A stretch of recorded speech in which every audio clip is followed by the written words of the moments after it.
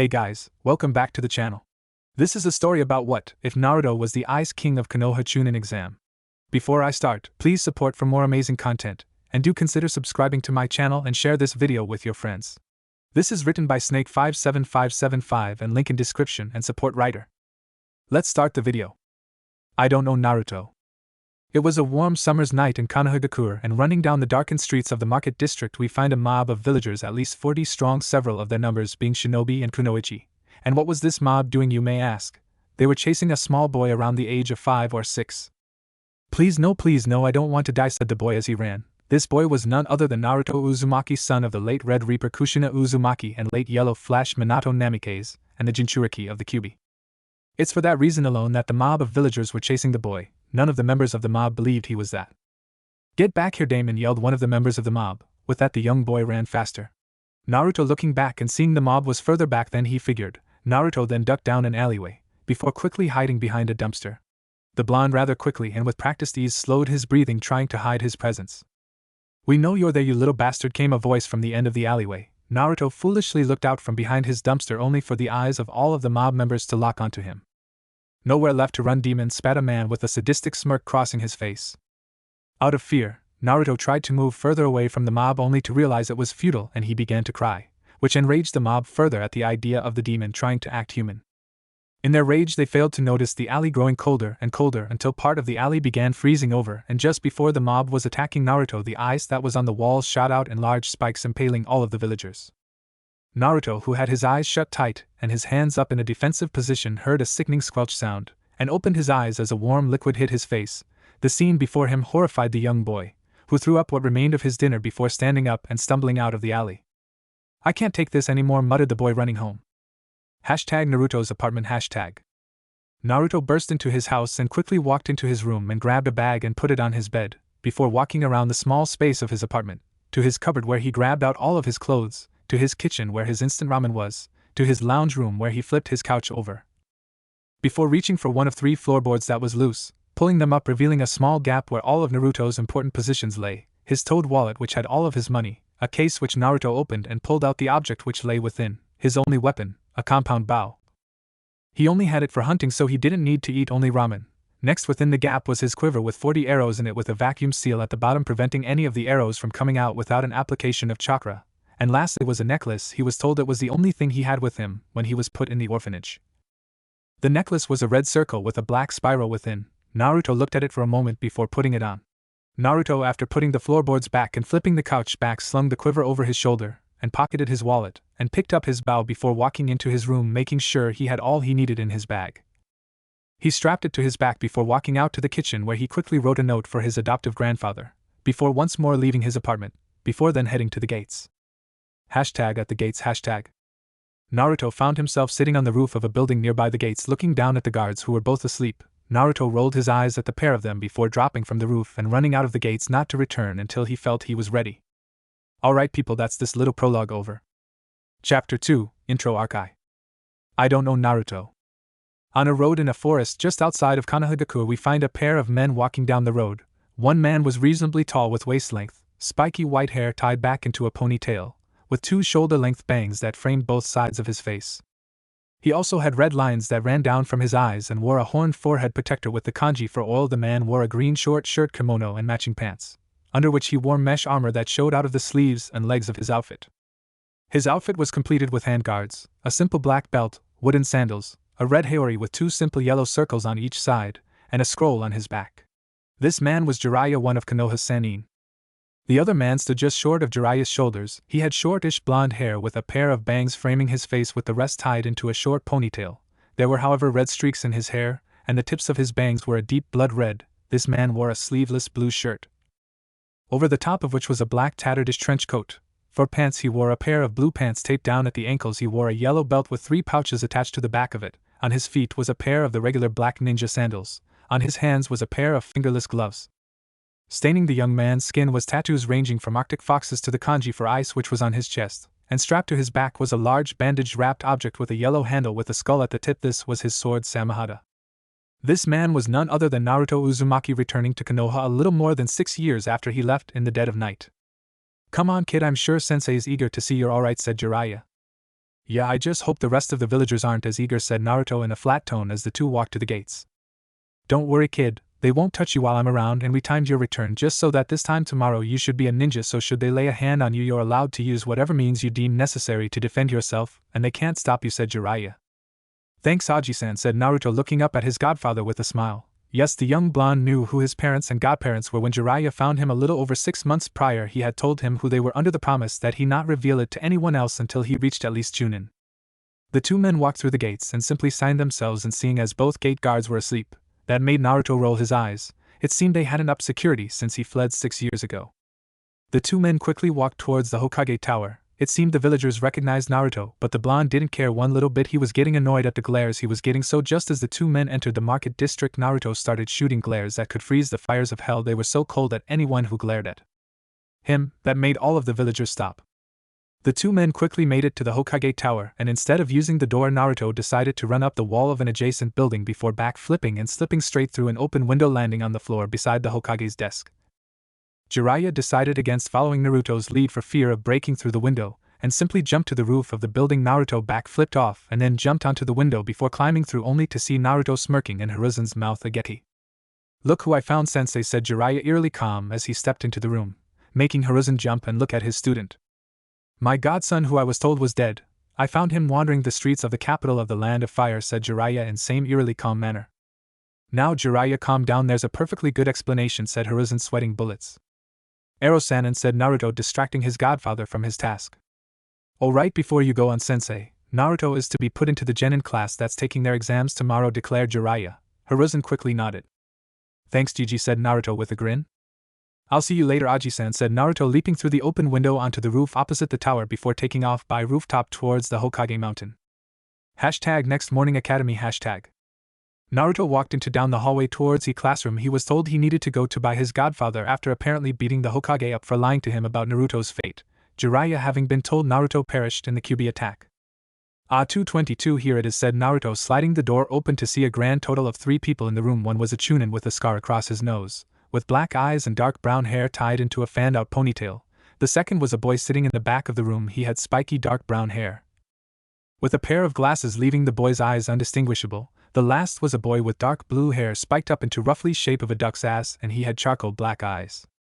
Take a seat, said the chunin. Naruto nodded and walked up to the very back desk closest to the window and pulled Samehada off his back, sitting it next to him before take the seat next to the window. The blonde then kicked back and looked out of the window. Naruto watched as the classroom slowly began to fill up with students. First was a boy with spiky brown hair, with slits for pupils in his otherwise bare eyes and a dog riding his head. His cheeks bore a pair of red fang-like marks. The next student caught Naruto by surprise, nothing to do with her short dark blue hair or her pupilless white eyes. No, it was the fact that she saw him, and walked straight up to him. Hello, why you might not remember me, BB, but about 6 years ago you saved me from some BB bullies, said the girl, unknown to either the young blonde or the blue-haired girl, making the boy with the dog raise his eyebrows.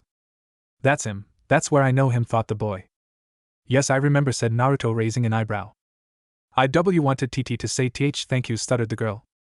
Oh, no problem, declared Naruto with a smile before looking away from the girl, who promptly nodded and walked over to the seat next to the dog boy. Next people to enter the room were a pair of boys. One was a lanky boy with black hair tied up in a fanned-out ponytail and brown eyes. The boy had a lazy air about him. He was talking with the second boy as the two of them entered. The second boy was a larger boy with light brown hair, black eyes and a pair of swirls on his cheeks. He had a bag of chips in his hand and ate with a quick speed as the two of them walked up the stairs and took a pair of seats at the table next to Naruto's.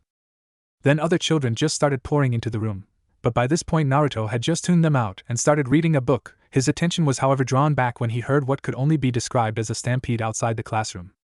I'm going to when I know pig, roared a female voice. Like hell you are, Foriad, declared another voice. Naruto snapped his book shut, interested to see what the two voices were arguing about. Just then the door was just short of ripped off its roller, and in slipped a pink-haired girl. Suck it, I know pig, I get 2 sit next to Sasuke, and screamed the shrill female voice, the owner of which was dancing around. Really, they were fighting over a seat? Questioned Naruto, looking down as a girl with bluish eyes and platinum blonde hair walked. What was that? Screeched the girl, glaring at Naruto. Why, Sakura, shut up, you yelling is hurting my ears, said the dog boy, drawing the pink-haired girl's attention to him. Who asked you, dog breath, spat the girl. Alright everyone, let's just calm down, you two take your seats, declared the chunin. The two girls quickly took the previously unoccupied seats next to the duck-butt-haired boy.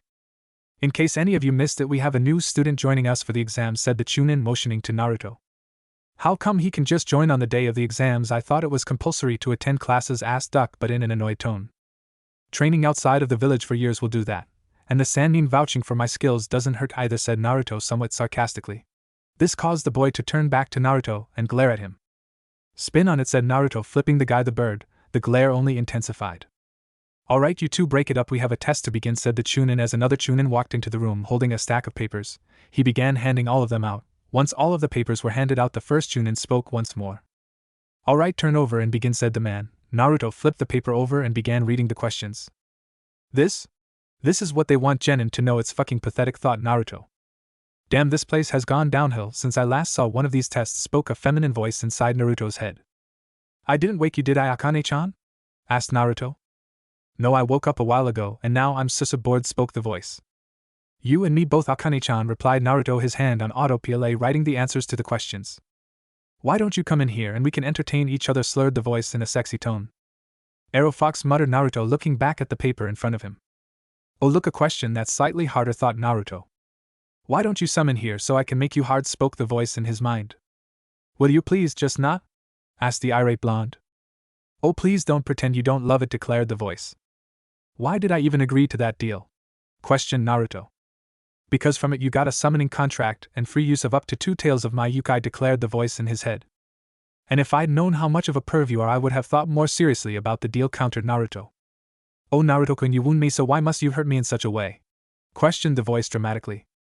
Oh, stop being a drama queen, said Naruto. His mind was then assaulted by an image of a woman with palish skin, long white hair with a pair of fox-like ears on top of her head, light blue eyes with slitted pupils, 9 fluffy tails, and dressed in a white kimono, pouting. That was me, Naruto-kun, said the voice in a baby voice tone. You're a sweet girl, I'm sure you can forgive me, said Naruto. The owner of the voice was feeling thankful that Naruto couldn't see her or her colossal blush. It was at this point Naruto finished the test, quickly putting his pen down. He flipped the paper before putting his head down to take a short nap. Chapter 3, Intro Arc 2. I don't know, Naruto. Alright, everyone, pencils down, test time is over, said the scared chunin. Okay, now we're going to take a break so I can grade you papers, so everyone outside and hand me your tests on your way out, said the man. Slowly but surely everyone in the room stood up and walked out of the classroom, handing the chunin their papers on the way out. Naruto waited until everyone else had gone before picking up Samehada, then walking down and placing his test on the chunin's desk and walking out of the classroom, and outside, where instead of joining the rest of the class, Naruto walked over to the nearest tree and simply jumped up onto the lowest branch. Pulled Samehada off his back, putting it on his lap before leaning back against the tree trunk before closing his eyes. "Will you fight me?" came a voice Naruto recognized from the class he joined. Naruto just ignored the voice. "You up in the tree, I'm talking to you," said the voice, making the blonde open his eyes and look down at the duck-but-haired boy glaring at him. "Go away," said Naruto. "I said fight me," ordered the boy.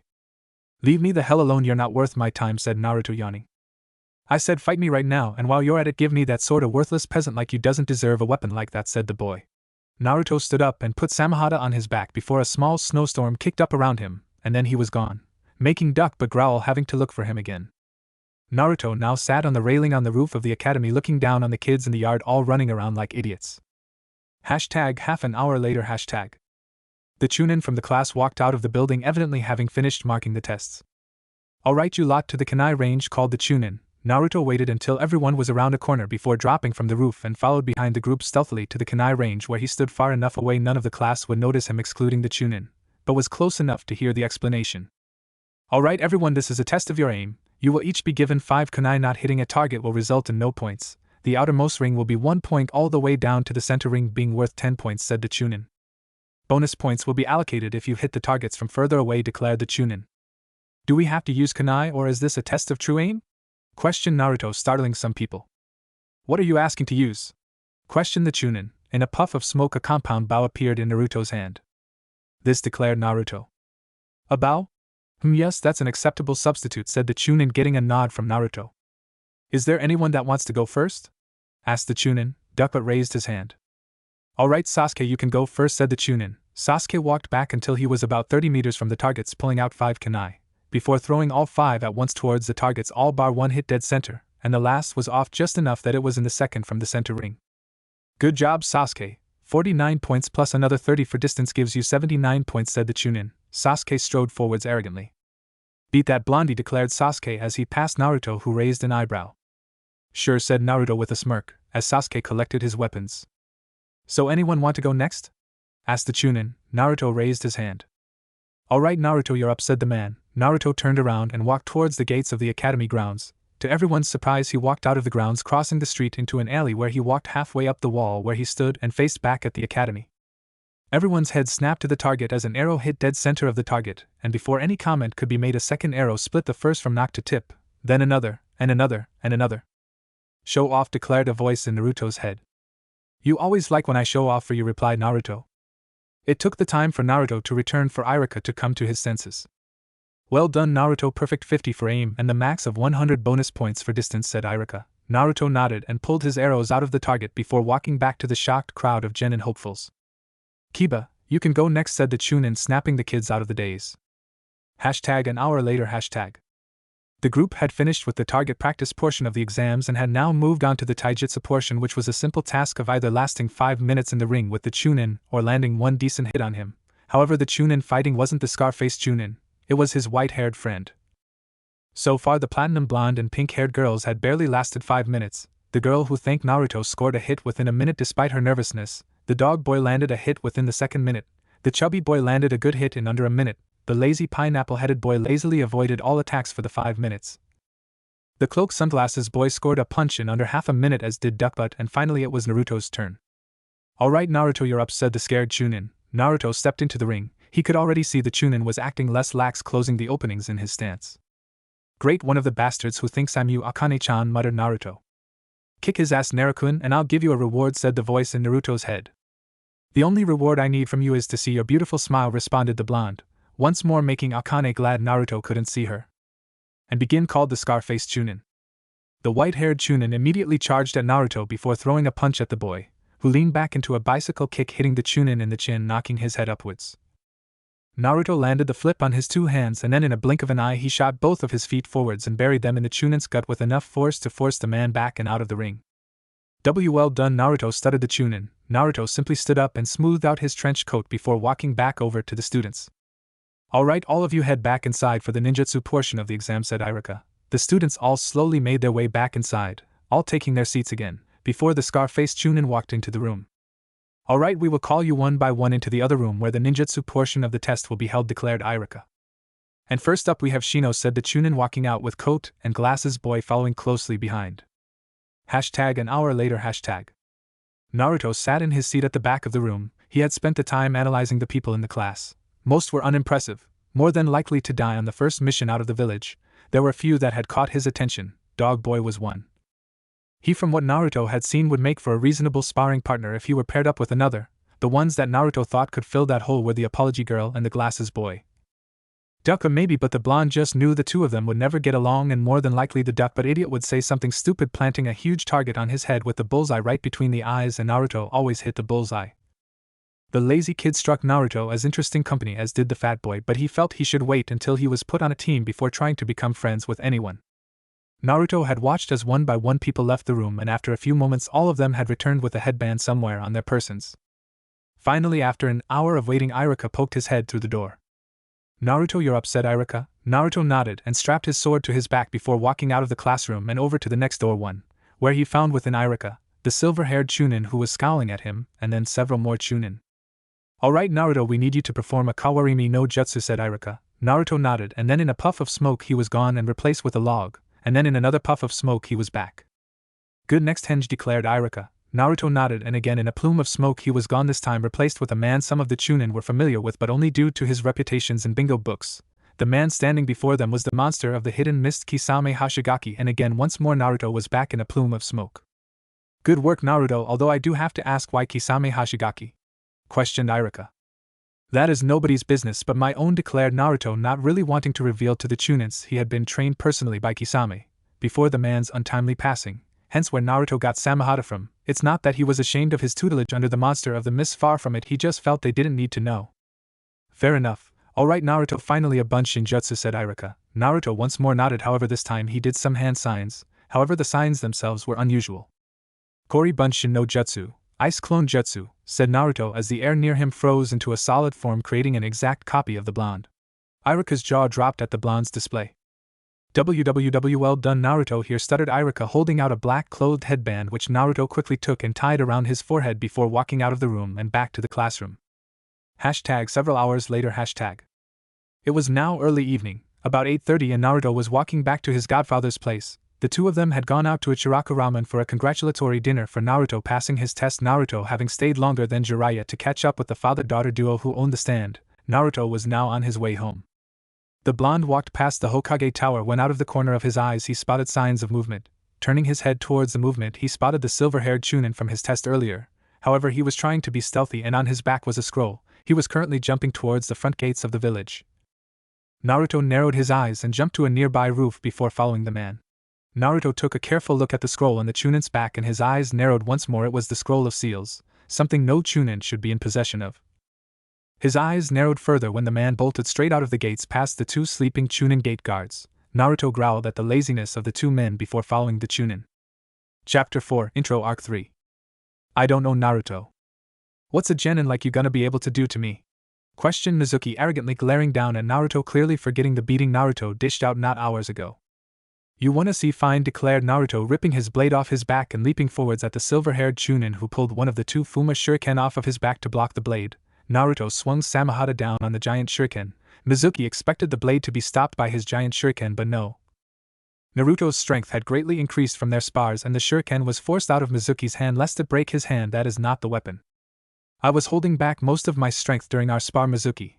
I didn't want to cripple a comrade no matter their opinion of me, but now I know you're a traitor, I can go all out," declared Naruto, a smirk crossing his face, sitting the sharkskin blade on his shoulder. Mizuki was about to speak only for Naruto to hit him in the gut and with the Samehada, and at the same time Samehada sucked out some of his chakra. "What the hell did you do to me?" growled Mizuki, clutching his slightly cut stomach. Naruto said nothing but ran forwards, one hand around Samehada's handle, the other clouded by an icy mist. Mizuki flipped back to avoid the blade of Samehada, however he landed within range for Naruto to lunge forward with his mist-covered hand to grab his arm, making the temperature of the limb to drop. "Let go of me," growled Mizuki, kicking Naruto, who jumped back to avoid the attack. "Fine, you wanna be like that Kirigakyu no Jutsu, ninja art hidden mist jutsu," called Naruto, mist forming around the area hiding him from Mizuki's sight. "Where are you, demon?" ordered Mizuki, looking around for the blonde. Mizuki felt extreme pain form in his back, causing him to drop to the ground screaming. "Alright, I was going to toy with you, but now I'm going to murder you," roared Mizuki as he pulled out a bottle of liquid which was quickly uncorked, and he downed the contents in one gulp. Mizuki then stood up as the wound on his back began to stick itself back together as Mizuki's chakra skyrocketed while also becoming a vile inhuman chakra. Mizuki's body began growing hair all over, turning him into what looked like a bipedal tiger. "Really, this guy had to be working for Orochimaru, didn't he?" muttered Naruto, concealed by his mist as he watched the transformation. Naruto jumped forwards to once more slice at Mizuki with Samehada, but the tiger man ducked below the strike.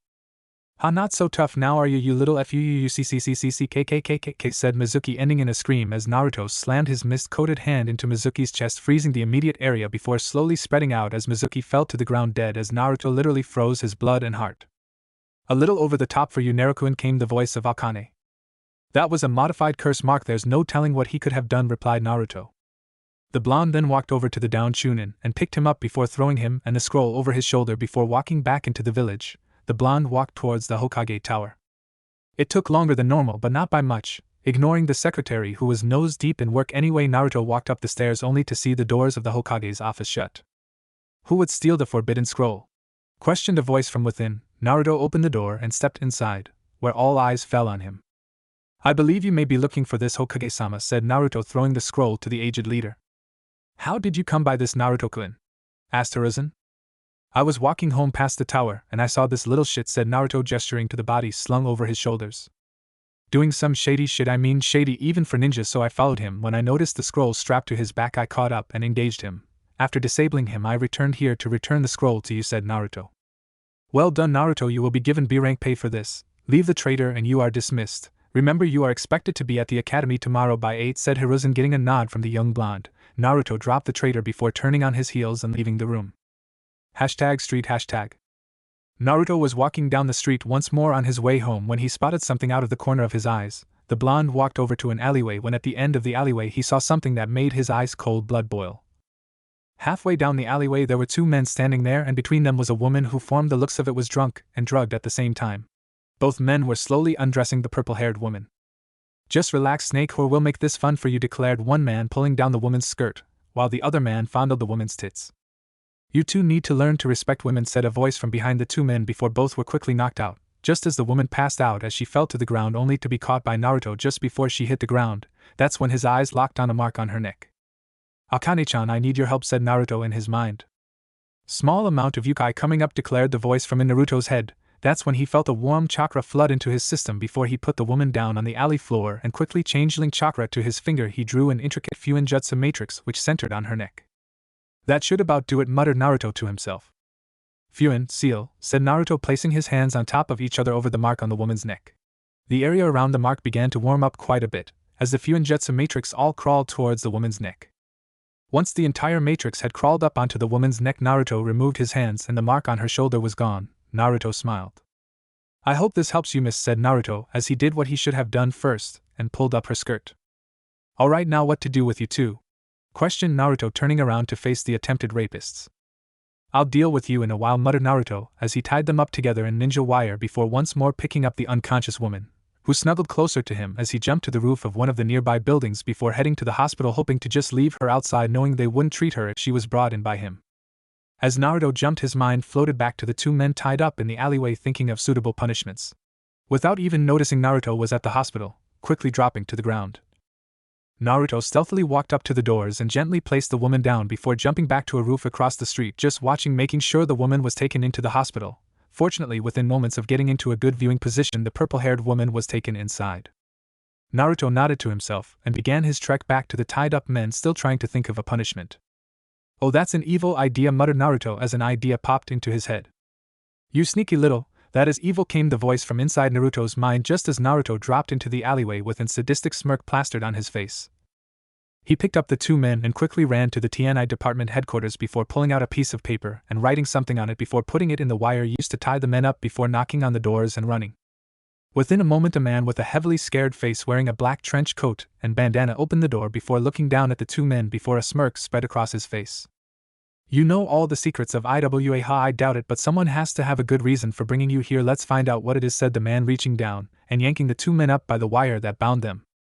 Hashtag the next morning. Hashtag. One Anko Mitarashi sat up in fright only to notice she was in the hospital. She absent-mindedly ran her hand over her neck, only to notice something.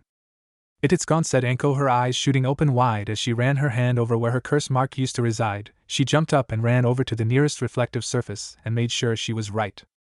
It was then Anko heard the door open. She turned around and saw a woman with long black silky hair and blood-red eyes. This woman was Kurenai Yuhi, one of Anko's oldest friends. Nai-chan, it's gone, it's finally gone, said Anko excitedly, running up to her friend. What? What's gone? Questioned Kurenai, never seeing her friend this excited. Anko pulled her shirt aside, showing Kurenai her neck. That fucking cursed hickey, declared Anko. Kurenai gasped and traced her finger along Anko's neck where the curse mark used to be. Who removed it? Questioned Kurenai. I have no idea. Last thing I remember last night is almost getting raped again when someone saved me, but I need to find whoever got that fucking mark off me. I need to thank them, muttered Anko, looking down. Hashtag at the academy. Hashtag. Naruto sat at the back of the classroom. The last of the ninja had entered the room, and the bell had gone. Alright people, I will now reveal the Kunoichi and Shinobi Rookies of the Year, said Iruka with a smile, looking out over the genin who were all looking at him with all of their attention. Okay, for Kunoichi of the Year we have Hinata, said Iruka, giving a moment for everyone to clap for the shy Hyuga heiress. Good job, Hina-chan, said the dog boy from beside the blushing girl. Thanks, Kiba, muttered the girl. Alright, everyone settle down, said Iruka, and in an instant the entire class became deathly silent. Now for the Shinobi of the Year we have Naruto, said Iruka, drawing the blonde's attention down to the front. The class was silent for a moment before the dog boy began clapping, followed by Hinata, the dark coat boy, the lazy boy, and the swirly-cheeked boy. Naruto bowed a bit with an awkward smile. Okay everyone, now on to the bit I'm sure you've all been waiting for, team placements, said the chunin. The class burst into whispers. Naruto just looked at the genin around the room before rolling his eyes before putting his head on the table, tuning out everything until his name came up. Team 7 Naruto Uzumaki, said Iruka, making Naruto sit up and listen. Kiba Inuzuka and Hinata Hyuga, and your sensei will be Kakashi Hatake, said Iruka. Naruto smirked to himself, paired with a clan heir and heiress. Under an A-rank shinobi he could deal with that. The blonde boy looked to his two teammates who were looking back at him. He nodded to them with a smirk on his face. Kiba smirked back while the Hyuga blushed a bit before nodding back to Naruto. And that's it, you have a lunch break before your sensei will be here to pick you up, said Iruka with a smile. Chapter 5, Intro Arc 4. I don't know Naruto. Alright, where the hell is this guy? Questioned Kiba angrily, Akamaru barking in agreement. It had been 3 hours since the sensei were supposed to pick up their teams. Naruto, Hinata and Kiba were the only ones still in the room waiting for Kakashi to show up. Naruto, like Kiba, was mad he was just better at hiding it, and Hinata, well, Naruto could see despite her eyes being closed, her left eye was twitching with anger. Naruto, and come in here, I'll keep you entertained, came Akane's voice from inside Naruto's head, speaking in a breathless tone. Arrow Fox, replied Naruto. You know you love me, spoke the woman. It was at this point, thankfully, the door opened, revealing a silver-haired jonin with a mask covering the lower half of his face and his headband covering his left eye. You three, Team 7? Asked the man, getting a nod from the genin. My first impression of you is you guys are boring. Meet me on the roof, declared the man, disappearing in a swirl of leaves.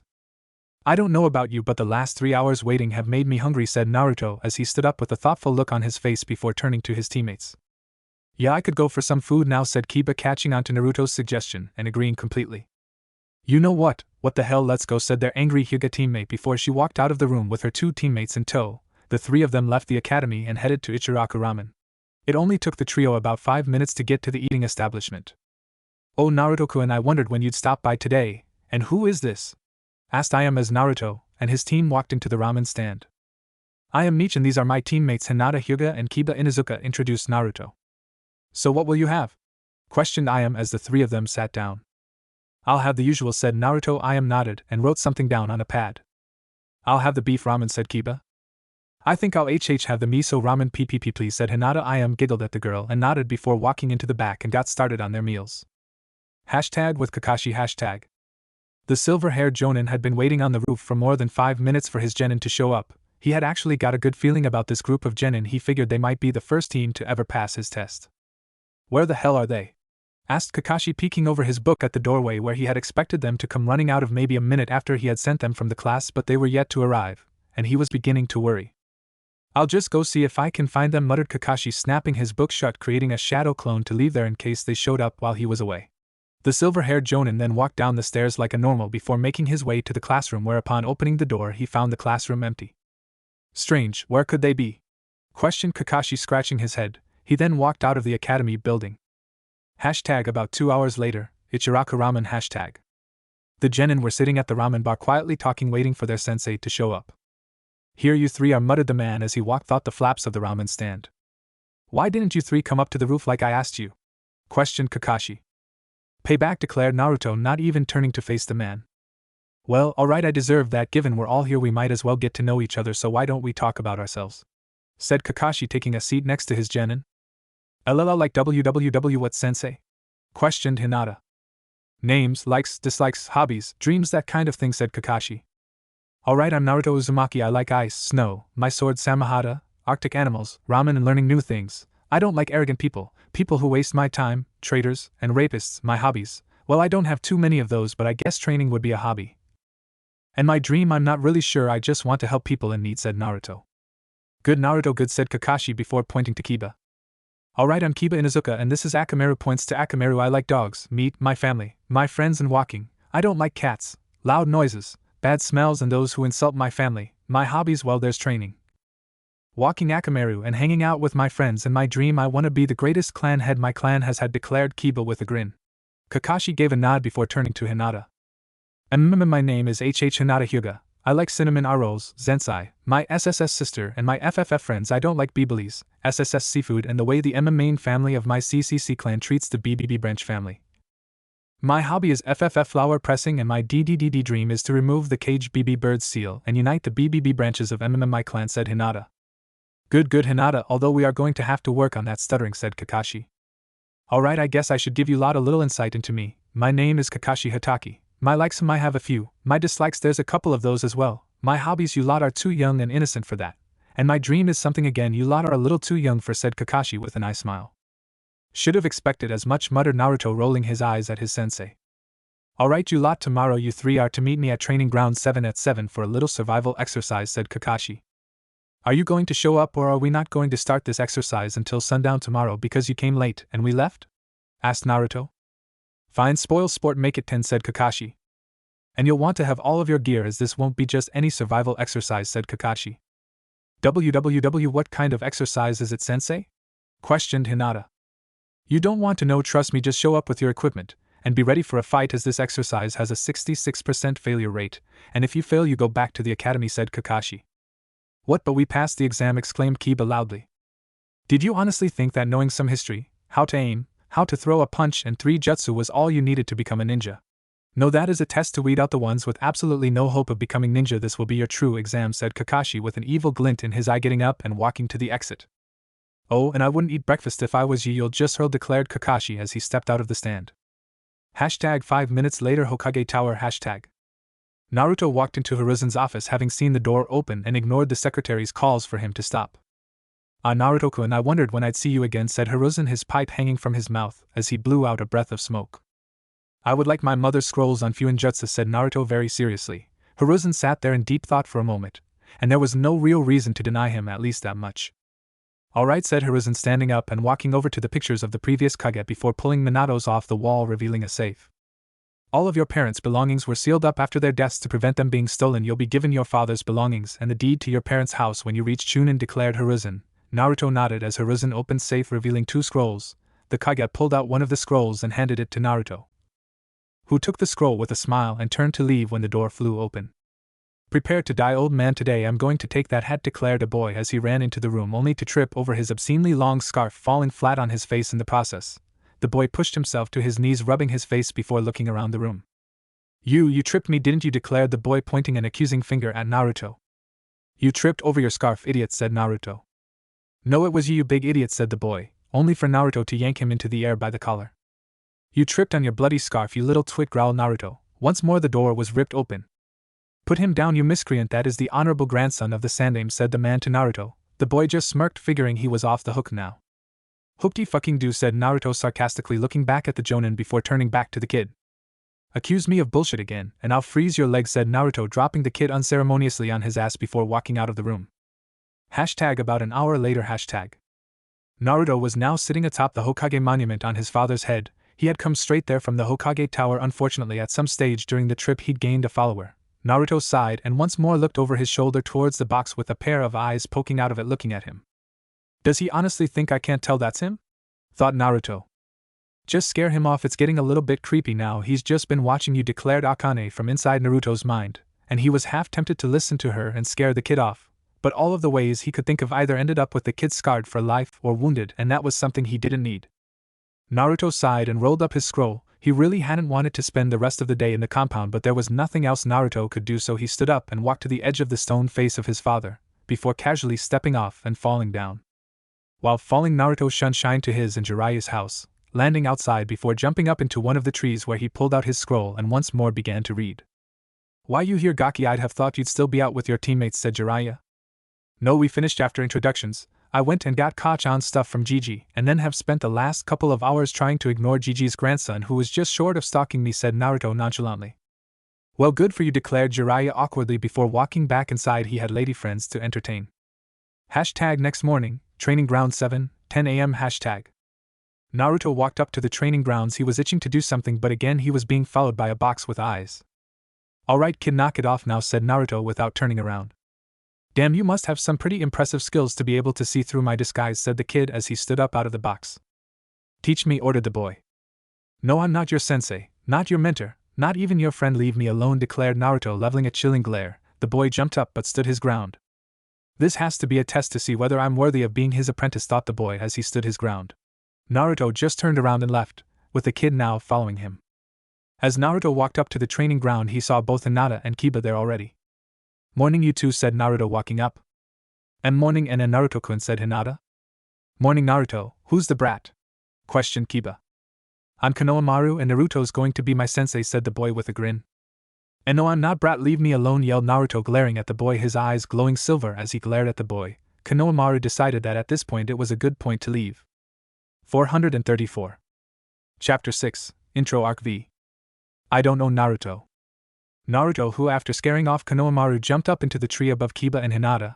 The blonde quickly pulled Samehada off his back before he sat down to wait for Kakashi, who he doubted was going to show up on time, so he along with his teammates just waited. Hashtag half an hour later. Hashtag. You're late, growled Naruto, Samehada's scales scratching against each other indicating the sword wasn't happy either. I got lost on the road of life, declared Kakashi, getting a glare from Naruto. whose left hand was engulfed in an icy mist. Alright, it's good to see you're all so eager. I'll just quickly explain the test, and then we can begin, declared Kakashi as he pulled out a pair of bells and held them up. Your objective is to get these bells from me within the next few hours. You have until 1 o'clock to get a bell from me. You may use any means you deem necessary. Those without a bell go without lunch, declared Kakashi, expecting to hear growling stomachs, but to his surprise nothing. Never hurled from training, and I've trained with training monsters, declared Naruto, still glaring at Kakashi. Anyway, the ones who don't have a bell once time is up are sent back to the academy, declared Kakashi, hoping to scare the genin a bit. He got the reaction he wanted from Kiba and Hinata, but Naruto rolled his eyes. But sensei, there are only TT2 bells, stuttered Hinata. To this Kakashi nodded. Yes, only a maximum of 2 of you can pass this test, declared Kakashi with a sadistic grin. And with that bit of information I believe we'll start, said Kakashi, and with that Kiba and Hinata ran off into the forest. Naruto, I said start, said Kakashi, thinking Naruto hadn't heard him. Oh, I heard you quite well, Kakashi, but you've wasted my time, so I'm a little pissed right now, declared Naruto. Before Kakashi could even get another word in, Naruto ran his thumb along his sharpened canine before he quickly flipped through hand signs. Kuchios no Jutsu, summoning Jutsu, yelled Naruto, slamming his hand on the ground, creating a plume of smoke from where his hand landed, and as the smoke cleared, a white fox sat there looking around. Naruto-sama, said the fox, meeting Naruto's gaze. Raiko, said Naruto, looking down at the fox. What have I been summoned for, Naruto-sama? Asked the white fox. Naruto simply pointed at Kakashi, who was watching on with a smile on his face under his mask. I would like to wipe the smug grin off his face, declared Naruto. Well, it has been a while since we hunted together, not since that snake spawn, said the fox. Hayatan Kori Suraisa no Jutsu, Ice Release Ice Slicer Jutsu, called Naruto as the water in the air around him froze into several discs that in an instant flew at Kakashi, who for his credit schooled his features quickly before jumping to the side to avoid all of the discs. However, as he landed, Raiko was on the jonin in a flash of fur and teeth. Kakashi barely had time to get a kunai out before the fox's teeth were upon him. Naruto meanwhile had finished a short chain of hand signs. Kori Bunshin no Jutsu, Ice Clone Jutsu, said Naruto quietly as a clone formed and ran off into the trees. Are you sure you're right, Naruto-kun? Questioned Akane from inside Naruto's head. Sure? No. Reasonably certain? Yes, replied Naruto as he pulled Samehada into one hand while the other was covered by the icy mist as he charged forwards at Kakashi, who was still holding off the quick kitsune. Naruto jumped up and over the fox and flipped over, bringing his sword down on Kakashi, who just in the nick of time kicked the fox in the gut, pushing him back enough to bring his kunai up to block Samehada. Naruto brought his icy hand forwards in a claw-like strike to Kakashi's side as the blonde landed on the ground, only for Kakashi to be replaced instantly with a log which froze where his hand hit it. Behind you, said Akane, giving Naruto time to roll to the right to avoid Kakashi, who was in a crouched position with a tiger hand sign. You escaped my Senin Goroshi, 1,000 years of death. This time, Naruto, said Kakashi in an overly dramatic fashion. Naruto rolled his eye as he swung Samehada over himself at Kakashi, who jumped out of the way of the blade as it hit the ground. Naruto flipped to his feet only to once more not see Kakashi. Bello, called Akane, making Naruto jump just as a pair of hands burst out of the ground to grab where his ankles were just a second ago. Screw this, said Naruto as he landed on the ground and ran off towards the forest, making a hand sign as he went. Kirigakyu no Jutsu, Hidden Mist Jutsu, called Naruto as a cloud of mist formed around the clearing. As Naruto jumped into it, it disappeared from Kakashi's sight. He has more skill than he's letting on, thought Kakashi as he looked into the mist around him before pulling out an orange-covered book and began to read. Oh Suki, you naughty naughty girl, giggled Kakashi perversely as he read. # in the forest #. Naruto's ice clone had gone into the forest, and quickly found Kiba and Hinata, who were both watching the fight in awe. After finding both of them, the ice clone sent them to another clearing to discuss their plan. What's the deal, Naruto? Questioned Kiba as he saw the original Naruto walk into the clearing. Let me ask you both something. Have either of you heard about a team from Konoha with only 3 people on it? Questioned Naruto as he walked up to the pair. And no, stuttered Hinata, while getting a simple head shake from Kiba. Next question, have you ever heard of a fresh out of the academy beating a jonin in a fight? Questioned Naruto, getting a head shake from both of his teammates. Exactly, there's something fishy about this test. Why would the academy put us in teams of 3 only then to knock one of those members out after a day? Questioned Naruto. The TTT test isn't about the bells? Questioned Hinata. I think so, said Naruto, nodding. I think this test is actually about teamwork. The number of bells is to distract us from the real objective of getting the bells, said Naruto. So you're saying we should work together to get the bells? Questioned Kiba, getting a nod from Naruto. I agree, said Hinata. Kiba nodded and Akamaru, who poked his head out of Kiba's jumper, barked in agreement. So what's the plan, Naruto? Asked Kiba, looking at their temporary leader. Naruto's smirk told the Inuzuka heir whatever he had was good. Hashtag back with Kakashi an hour later. Hashtag. Where are they? They haven't done anything since Naruto escaped unless though Kakashi, only to be interrupted as Raiko ran at him from the tree line and once more went to bite him in the leg. Kakashi sighed and pulled out a kunai to deflect the fox's teeth. Getsuga, Fong passing Fong, called a voice from inside the mist that had yet to recede since Naruto left it, and then out of nowhere two twisters joined the fox in charging at Kakashi, who quickly put his book away for a second kunai ready to deflect both twisters and the fox coming at him. However, before even that, a trio of arrows sailed out of nowhere at Kakashi, who quickly deflected the projectiles as they got close, only then to have to jump back as the two twisters came at him from his left and right. Kakashi's danger sense was telling him to move, but just as he went to, he felt a sharp pain in his left arm. He turned to see Hinata there with chakra-coated fingertips. Kakashi quickly substituted with a nearby log as the twisters once more changed their course towards him, only to once more have to block the teeth of a fox as Raiko came running up to him baring his teeth. Then once more arrows came flying at him, however these ones appeared to be made of ice. Then once more he had to jump back as the twisters of Kiba and Akamaru came flying at him, and once more missed. Kakashi then spun around with both kunai to block a strike from Naruto's Samehada. Once the strike was blocked, Naruto jumped back and faded into the mist, and before Kakashi could even move he felt a sharp pain in his leg. When he looked down he saw Hinata sliding past him, having hit his legs with her jukin, gentle fist, and before Kakashi could counter-attack her once more Raiko was upon him in a flurry of teeth and fur. Kakashi blocked the teeth with his kunai, however just before he could kick the fox away he was forced to jump back. Hayatan Hiryu no Jutsu, Ice-style Ice Dragon Jutsu, called Naruto, freezing the water in the air into the shape of a dragon that flew forwards at Kakashi, making the man jump back from the fox to dodge the ice dragon before both twisters once more came at Kakashi from his left and right while Raiko and Naruto charged from his front. The silver-haired Jonin took a quick glance behind him and unsurprisingly he saw Hinata charging forwards with chakra coating her hand, Kakashi Kawarimiad with a nearby log. However in the next instant he was surprised when he was once more surrounded by his genin who charged forwards from clouds of smoke. Kakashi jumped up and delivered a split kick, knocking the two twisters away from him and brought his kunai up to block the powerful downward strike from Naruto with Samehada while bringing up his kunai to block the fox next to Naruto, and as he landed Kakashi launched his foot backwards to hit Hinata in the chest, knocking her backwards. Before shooting his foot forwards hitting Naruto in the chest, Naruto flipped backwards away from Kakashi who was about to follow when an arrow made once more of ice came flying at him. Kakashi brought up his kunai to block the projectile, however too late did he realize that there was an explosive tag wrapped around the shaft of the arrow. And just after the silver-haired Jonin deflected the arrow the tag went off, creating a reasonably large explosion, knocking Kakashi backwards into a tree, and before the Jonin could recover Naruto snatched the bells from his hip and then jumped back to between his teammates. "Excellent work you three, but who will get the other bell, Naruto?" asked Kakashi as he stood up leaning his back on the tree looking at the genin. "They can both have the bells," said Naruto, tossing one bell to each of his teammate who then quickly threw the bells to the ground. "No, without you we never would have got them," said Kiba as his bell hit the ground. Why yes either we all pass or none of us do," stuttered Hinata as her bell hit the ground. "Is that your final answer?" questioned Kakashi, getting a nod from all three genin. "Well, congratulations, you three passed," said Kakashi with an eye smile. "I told you to, it was about the teamwork," said Naruto with a grin, as the two let out the breath they didn't even realize they were holding before rolling their eyes at the bragging Naruto. "Congratulations you three, it's official, we're Team 7, declared Kakashi. 434.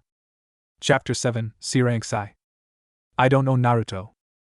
It had been about months since Team 7 had formed, and throughout the month the three genin had been introduced to the wonder of D-rank missions, and as a team had completed around 50 of the damn things. Now standing in the Hokage's office with Hinata holding Tora the cat belonging to Madame Shirjimi, the wife of the fire daimyo, the cat was the bane of Team 7's D-rank experience. At least half of the D-ranks were catching the damn cat, and the cat would always scratch Naruto, Kiba and Akamaru. Hence why Hinata was holding the cat, otherwise her teammates might feel the need to slit the cat's throat. "Tora-chan," squealed Madame Shirjimi as she entered the room and took her cat from Hinata and squeezed the poor animal tightly. "Ha, serves you right, cat," was the shared thought of Naruto, Kiba and Akamaru as the cat screamed from being squeezed tight. "Well done Team 7, well we have several D-ranks available. A member of the council needs his garden weeded, a nobleman needs his son watched." "Tora capturing Tora," said Hiruzen, interrupted by a scream from Madame Shirjimi. "No," growled Naruto, interrupting Hiruzen. "No?" questioned the aged Kage. "No more chores, we're ninja not teenagers desperate for money," declared Naruto, getting a nod from Kiba and Hinata. "Well Kakashi, what do you think, are they ready for a C-rank?" questioned Hiruzen looking at Kakashi. "Hokage-sama, you can't be serious, these three have been genin for less than a month," said Iruka, only to stop as he felt the temperature of the room drop. "Iruka, shut up, I have been trained for a combined total of 3.5 years by S-rank ninja, and these two have spent their whole lives being trained by at least A-rank shinobi, and we have spent a month training under an A-rank nin who we almost beat the first time we spared you know nothing of us or our progress, and Hokage-sama asked. Kakashi-sensei, not you, growled Naruto, glaring at the chunin instructor who recoiled slightly at the disrespect and was about to reprimand the genin.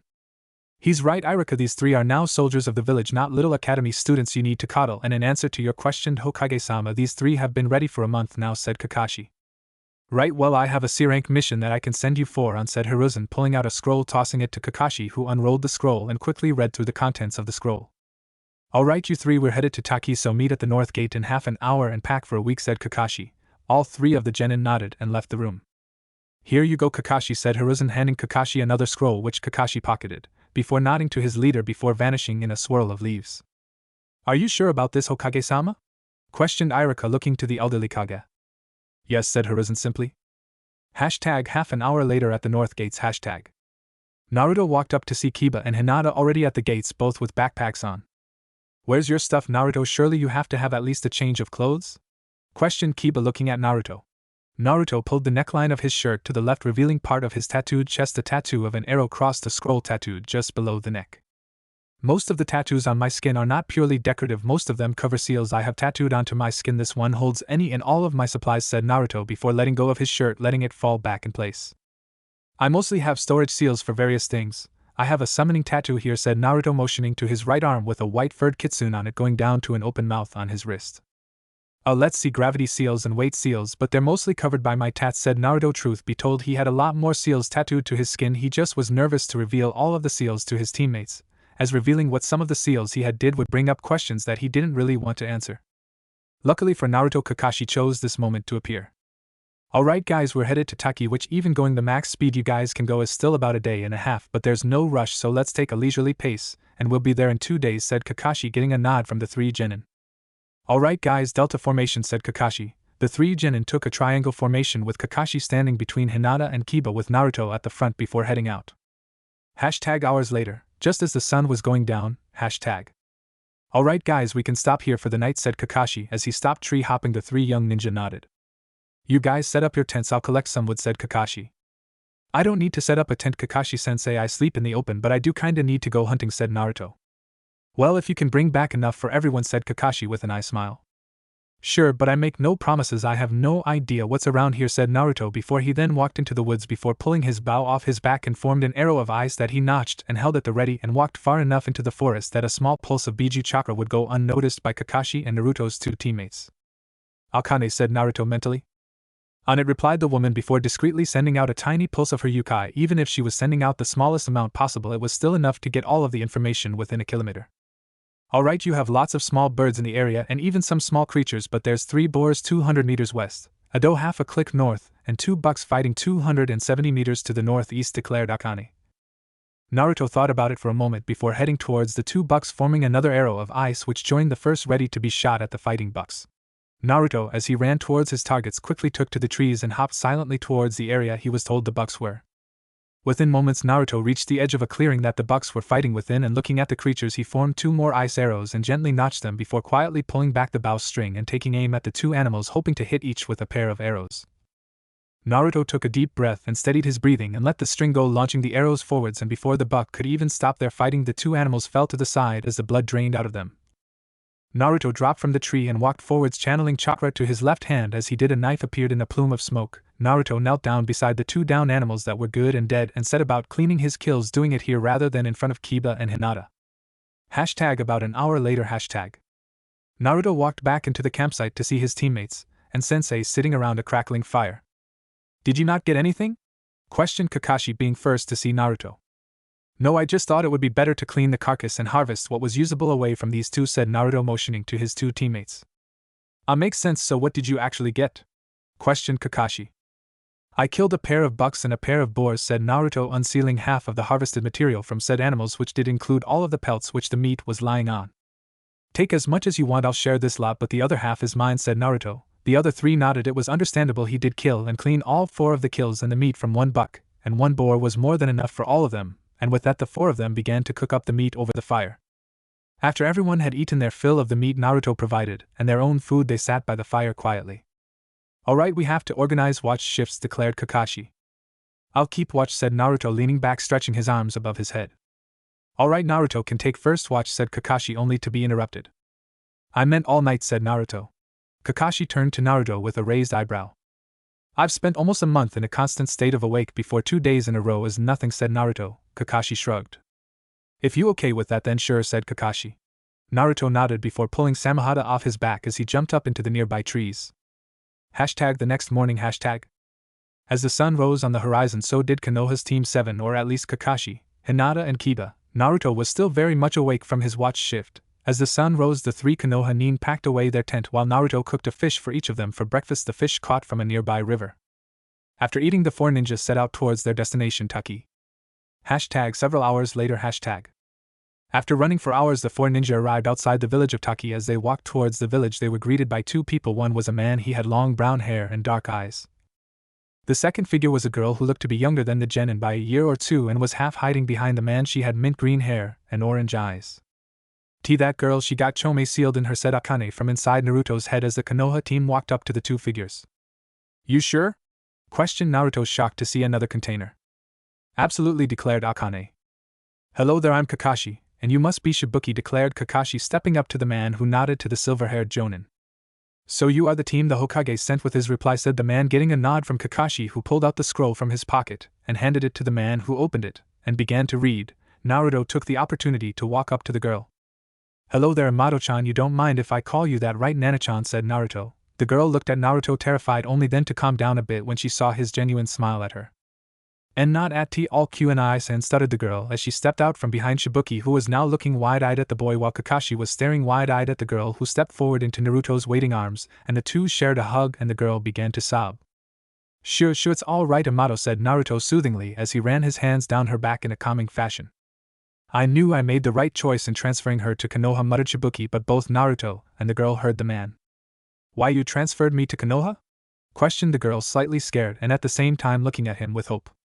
Yes, and this is the reply from the Hokage accepting the transfer, said Shibuki with a smile down at his surrogate sister, who smiled and ran over to hug him.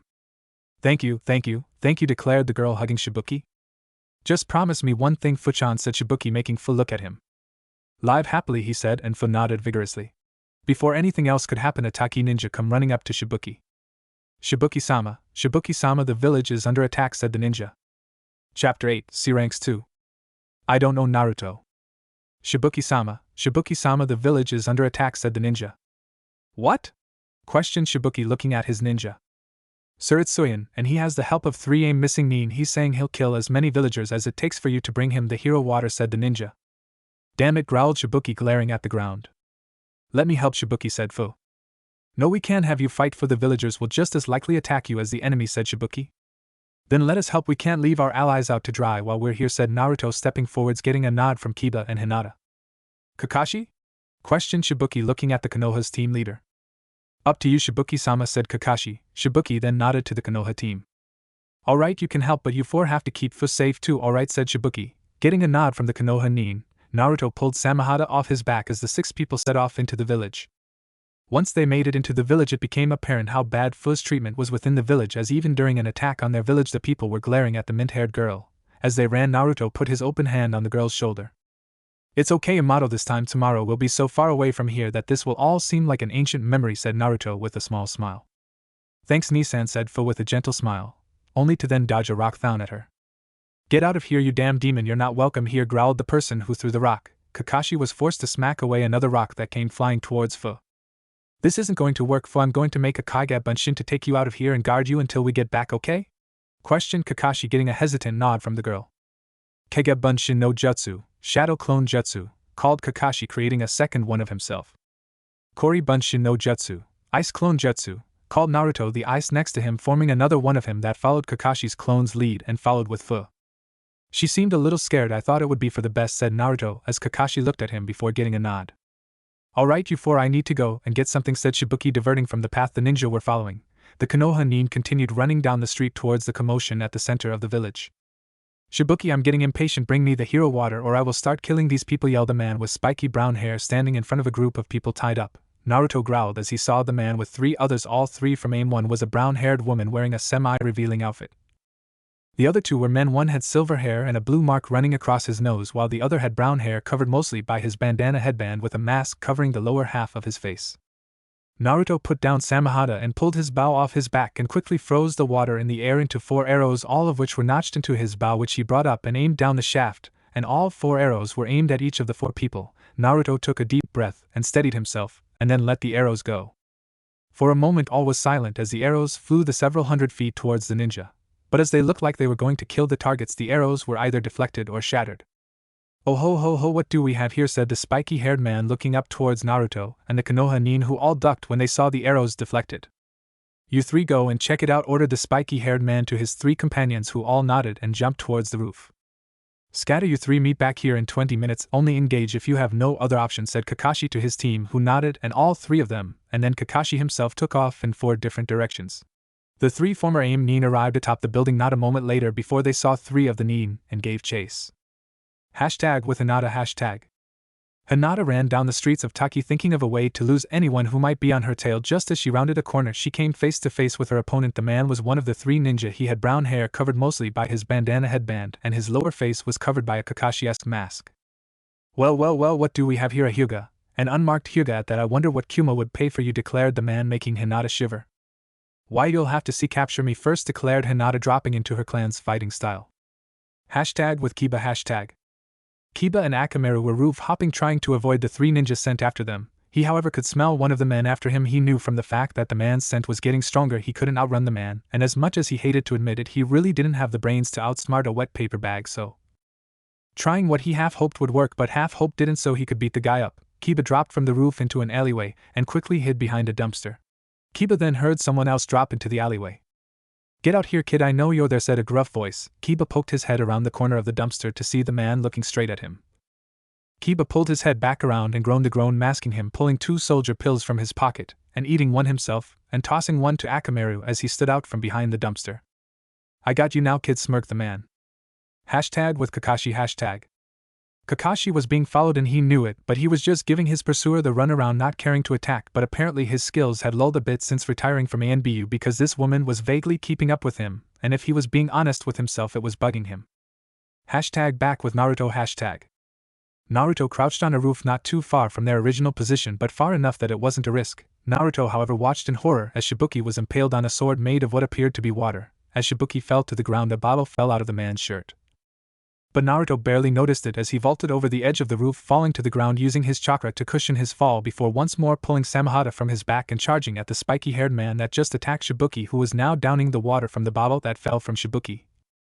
When Naruto got close to the man, he exploded with chakra, sending Naruto back. As Naruto flew through the air, he let go of Samehada. "I feel so powerful," said the spiky-haired man with a sadistic grin. "Oh, so the big man has more chakra? Big deal, more for Samehada to snack on," growled Naruto, as he pushed himself to his knees, then to his feet. The blonde ninja then began to run towards the man attacking Taki, who just stood there with a sadistic smirk on his face. As Naruto passed Samehada, his right hand reached out and snatched it, while his left hand became encompassed by a cold mist. The blonde ran forwards, and just before he got to the spiky-haired man, he spun around, sending himself careening into the man Samehada first. The giant sharkskin-like blade slammed into the guy's stomach, cutting it up like nothing else while simultaneously sucking out the man's chakra at an alarming rate. Just as Naruto's blade began to pull away, he spun around more and his frosted hand flew around and slammed into the man's side, making the immediate area freeze from Naruto's hand. It was at that point that the man melted into a puddle of water. "Water clone, damn it," thought Naruto as he looked around for the real one. "Naruto," behind you came the voice of Akane. Naruto spun around to meet the man's water sword with his own blade that then quickly ate the chakra from the water weapon, leaving the spiky-haired man falling towards Naruto, who punched the man in the face, sending him back about 20 meters. "That hurt, you little shit," growled the man. "Hayatan Shimobirisu, ice-style frost breath," called Naruto, spitting out a cloud of icy mist that flew towards the spiky-haired man, who quickly jumped out of the way of the cloud. "Kirigakyu no Jutsu, hidden mist jutsu," called Naruto, bringing in a cloud of mist around the two. "Well, aren't you full of surprises?" said the man as he stood still trying to locate Naruto. Out of nowhere 3 arrows of ice came flying at the back of the man, who turned and destroyed them with a kunai in hand. "Suetun Suikoden no Jutsu, water-style water shark bomb jutsu," called Naruto from inside the mist as a shark made entirely of water came flying out of the mist once more at the spiky-haired man, who jumped to the side, avoiding the attack.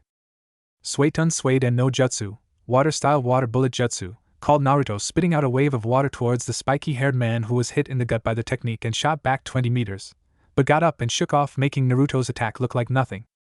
"Fine, then try this on for size. Hayatan Hyoga Ryu no Jutsu," Ice-style glacial dragon, called Naruto, creating a giant dragon out of ice that flew towards the spiky-haired man, who jumped up over the head of the dragon only to be hit in the chest with Samahata, which sucked out chakra from the hit, and as the man fell towards the ground, Naruto's free hand lashed out in a claw-like strike with an icy mist-coated hand that hit the spiky-haired ninja in the knee, freezing the joint solid. "Kami damn it," yelled the man as he landed on the ground. "Kami damn you indeed," said Naruto, spinning back around and slamming Samahata into the frozen part of the limb, once more sucking out chakra while also shearing the man's lower half of his leg off. Before he could scream, Naruto ran his weapon across the man's neck, ripping his throat out, spraying blood all over the place in the process. Naruto flicked the blood off his weapon before putting it back on his back. Naruto then walked over to the downed Shibuki and pressed his fingers to the man's neck, not believing that he would find a pulse, but his eyes shot open when he felt a weak pulse from the man. "Samahata, take my chakra, I need enough to be able to control precisely," said Naruto. The sword on his back began sucking out his chakra, leaving Naruto with no more than about an eighth of his original reserves. Naruto began to sweat. As his chakra vanished from his system when he felt the right amount, he flipped through a short chain of hand signs before his hands glowed green, and he put his hands to Shibuki's chest over the open wound in his chest. It was at this point that Kakashi, Hinata, and Kiba showed up, all looking a little worse for wear. All three saw that the spiky-haired man was dead, and from the looks of it Shibuki was too, but Kakashi looked at Naruto with shock clear on his face. "Naruto, you know medical ninjutsu?" questioned Kakashi, getting a nod from Naruto, who was concentrating on the man in front of him. Just as the last part of Shibuki's wound closed up and he shot up, taking a deep breath, Naruto fell to the side unconscious as chakra exhaustion hit him like a truck. Just before he hit the ground, a blur came out of nowhere to catch him before his head hit the ground. "You did good, Nisan, thank you," said Fu after catching her brother. Chapter 9, C Ranks 3. "I don't know, Naruto." "Thank you, for your kindness won't be forgotten anytime soon," said Shibuki as he stood outside his village seeing the 4 Konoha ninja and Fu off. "Of course, Shibuki-sama, we're allies, we couldn't just leave while you were in trouble," said Kakashi. Shibuki nodded, then turning to Fu. "Remember your promise, Fu," said Shibuki, getting a vigorous nod from the girl who was standing next to Naruto. "And you, Naruto, better look after her or I will hunt you down," said Shibuki, glaring at Naruto, who glared back. "I would sooner run myself through with the dullest and rustiest blade under the sun," declared Naruto. "Good," said Shibuki. "Alright, you two, break it up, we should probably head off, right, Kakashi-san?" questioned Fu, looking towards Kakashi, who nodded to the girl. "She's right, break it up, you two," said Kakashi, pushing the two glaring men apart. Naruto then nodded to Shibuki, who nodded back. Before the blonde then turned and began walking away, Fu quickly smiled to Shibuki before running after Naruto, who waited a moment for her. With that, the rest of Team 7 nodded to the leader of Taki before following Naruto and Fu. Several hours later. The 5 ninja had been walking for a few hours, Fu and Naruto bonding while the others just watched on, but eventually the inevitable question was asked. "So Naruto, since when did you have a sister, and why was she in a different country?" asked Kiba, not entirely sure of the situation. "We're not actually blood related," said Fu, not really wanting to go into much more detail. "Then how are you two siblings?" questioned Kiba, pressing for the information. "She and I share a burden that links us together along with several others around the world, and that's all you need to know," Kiba said. Naruto, not at all ready to reveal his tenet to his team, nor wanting to reveal Fu's at all. Luckily for the two Jinchuriki, at that moment a messenger hawk swooped down to land on Kakashi's outstretched arm. The silver-haired Jonin took the scroll attached to the hawk's leg and began reading over it. His eyes widened at what he read. "Alright, you 4, Hokage-sama has another mission for us. Asuma's team was sent on a mission and are requesting backup, so we are head towards the land of waves to meet them and back them up should any trouble arise, but from here on out you 4 will need to listen to exactly what I say when I say it, got it?" questioned Kakashi, getting a nod from the now nervous Genin, excluding Naruto, who reached down and squeezed Fu's hand reassuredly. She looked at him, nervousness etched onto her face. "I won't let anything happen to you, I promise," declared the blonde shinobi, making Fu nod at him, smiling gratefully at his comment. "Thanks, Nisan," said Fu. With that, the 5 ninja changed their direction and ran towards the land of waves. The next day, midday. Team 7 plus Fu had been running for several hours now at high speeds to try and make it to where they were needed to back up Team 10. The 5 of them ran out of the tree line where they came to a coast, where 4 ninja, 2 civilians, and 1 boat were situated. "Kakashi?" questioned one of the 4 ninja. "Asuma Hokage-sama sent us as backup," said Kakashi as he and his team walked up to Asuma and his team. "Please, as if any of you could help us," snorted Sasuke. "What the hell is your problem?" growled Fu, glaring at the Uchiha. "Yamato, ignore him, he's just an arrogant bitch with a stick up his ass sideways," said Naruto, putting a hand on the girl's shoulder, as everyone around them snickered at Naruto's comment. "As fun as this conversation is, my boat won't be able to hold all of you, maybe 4 of you plus Tazuna and myself," said the rower before Sasuke could retort to Naruto's comment. "That's okay, me and my team will follow along behind," said Kakashi before turning to his team. You guys remember the water walking exercise, right? Questioned Kakashi, getting a nod from Kiba, Hinata and Naruto and a confused look from Fu. It's okay Fu, I'll carry you across and I'll teach you water walking at some point, said Naruto, putting his hand on Fu's shoulder. Well, if that's the case, let's go, said Tazuna, getting a nod from the ninja minus Sasuke, who was brooding. Naruto knelt down in front of Fu, who jumped on his back piggyback style, while Asuma's team got the boat before it pulled out into the open waters, and as they said, Kakashi and his team followed behind the boat on foot atop the water. You ninja will never cease to amaze me, said Tazuna, looking back at Kakashi and his team. The ninja, despite either sitting in a boat or walking across the water, were all still vigilant, looking out for threats. However, after about half an hour of walking, the mist parted to reveal a huge structure. While said Fu in awe of the bridge, everyone else wasn't doing much better, excluding Asuma, Kakashi and Naruto. Another 10 minutes passed with no change, but then the boatman shut off the engine and started to paddle his boat into shore. Why did you stop the motor? Questioned Choji, munching on his chips, looking back at the now rowing man. This is as close to shore as we can get with the motor, as Gato has many people on the lookout for anything, so keep it down, whispered the boatman. Naruto grit his teeth as he glared down before he began to stride forwards with more purpose, and within several more minutes the boat and Team 7 landed at the shore of the Lands of Waves. Naruto let Fu down as everyone got off the boat. This is as far as I can take you. I hope you finish your bridge, Tazuna, but this is all I can do, said the boatman. You have already done more than enough, old friend, said Tazuna as he waked towards the forest, followed by the 9 ninja as the rower paddled back out before then vanishing into the mist like a phantom into the darkness. The 9 ninja walked along behind Tazuna, keeping a vigilant watch around for trouble, Hinata with her Byakugan active, Kiba sniffing the air around them. Naruto had his senses enhanced with chakra. While not as effective as Kiba or Hinata's tracking skills with Samahata, he was reasonable at tracking. Which is why when he heard a twig snap, he on reflex froze water in the air into a kunai which was flung at the twig snap. The ice kunai flew into the bushes. Naruto quickly walked over to the bushes and parted the leaves, revealing a terrified white rabbit sitting less than an inch from the ice kunai. Don't scare me like that, kid, declared Tazuna as he spotted the terrified rabbit. Everyone get ready, we have company, said Naruto, ignoring Tazuna's comment before pulling Samahata off his back with one hand while the other hand became coated in an icy mist, before anyone could question Naruto. Down, yelled Kakashi as he heard a sound. Everyone bar Naruto dropped to the ground. A blade as big as Samahata flew through the air, passing over everyone at roughly the height of where their necks were previously. Naruto, however, jumped back as the blade embedded itself in the tree Naruto has just been standing beside. Zabuza, Momochi, demon of the hidden mist, A-rank missing nin, former village of Kiri, wanted for a failed attempt on the Mizuki's life, spoke Naruto, glaring up at the man who now stood on the hilt of the blade in the tree. So the brat knows who I am, I'm flattered. And what do we have here? Kakashi of the Sharingan and Black Smoke, Asuma. You two have quite the bounty on your head, said Zabuza sarcastically when he was talking with Naruto, turning serious when he spotted Kakashi and Asuma, only for his eyes to lock back onto Naruto and his weapon. Where the hell did you get that blade, brat? Growled Zabuza, glaring at the blonde. From my dead sensei's hands before I buried him, growled Naruto, glaring back at Zabuza, who had just forced Naruto to remember a rather painful memory. Don't even start, Naruto, he died happily because of you, came the voice of Akane, equal parts angry and understanding in her tone. I know, Akane, it just gets to me. I had to bury the man I called Tusan so soon after meeting him, replied Naruto. So Kisame's dead ha serves the fish, bastard, right, laughed Zabuza. Hayatan Hyoga Ryu no Jutsu, ice-style glacial dragon, snarled Naruto as a dragon as he created a 50-foot-long dragon of ice with teeth a foot long themselves, and said dragon lunged at a surprised Zabuza, who only just managed to jump out of the way in time.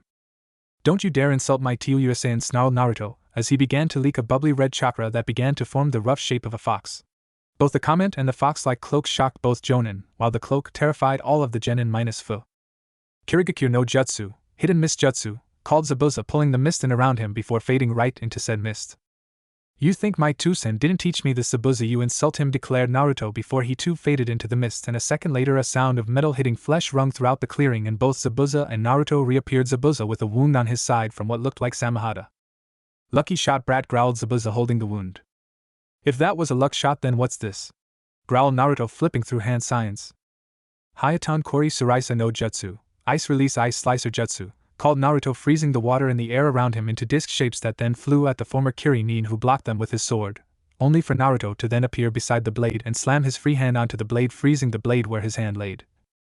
Naruto was kicked in the chest and sent flying backwards towards the rest of the nin, but he blonde landed on his feet just in front of them before bolting forwards once more, bringing his blade over his head and slamming it down into the Zabuza's blade, as he blocked as Samahata hit Kubikura Bocho where the ice had formed a crack and the blade spread to both sides of the butcher's cleaver, making Zabuza growl and go to kick Naruto, who jumped back before Zabuza could. You'll pay for that, brat, said Zabuza before running the blade along his hand, making it bleed. the blood flowed down the blade and slid into the crack of the blade, sealing it up before it broke. Zabuza then ran towards Naruto, his sword in one hand, as Zabuza lunged forward, swinging his blade downwards at Naruto, who brought his own blade up to block the blade, only for Zabuza to slam one foot on the ground before swinging his other leg around and slamming it into the side of Naruto's head, launching him into the nearby trees. Hayatan Hiryu no Jutsu, Ice-style Ice Dragon Jutsu, yelled Naruto, a dragon of ice flying out of the trees at Zabuza, who jumped to the side of the dragon only to then have to raise his blade in defense, as Naruto slid down the back of the frozen dragon and attacked the Kirin with Samahata. Naruto jumped off his ice dragon, landing about 20 feet from Zabuza, facing the swordsman glaring at him. Both men lunged forwards, their blades eager to clash once more. Chapter 10, C Ranks 4. I don't know Naruto. The two sword-wielding shinobi stood opposite each other, glaring. As a cool wind blew between them, they launched from the positions forwards, swinging their blades around with an arm each. When the two reached the center of the clearing, their blades once more clashed. Naruto, using the blade lock to his advantage, lunged forwards, fingers curled into a claw-like shape. He struck Zabuza in the gut with his mist-coated hand. Son of bitch, growled Zabuza, jumping back and clutching the wound as he felt the temperature of the area around the wound drop. Naruto-kun, there's someone else in the area, came the voice of Akane. Where? Questioned the blonde, looking around. In the trees to your 10 o'clock, declared Akane. Naruto's eyes locked onto the position, but then was forced to block a strong downward swing of Zabuza.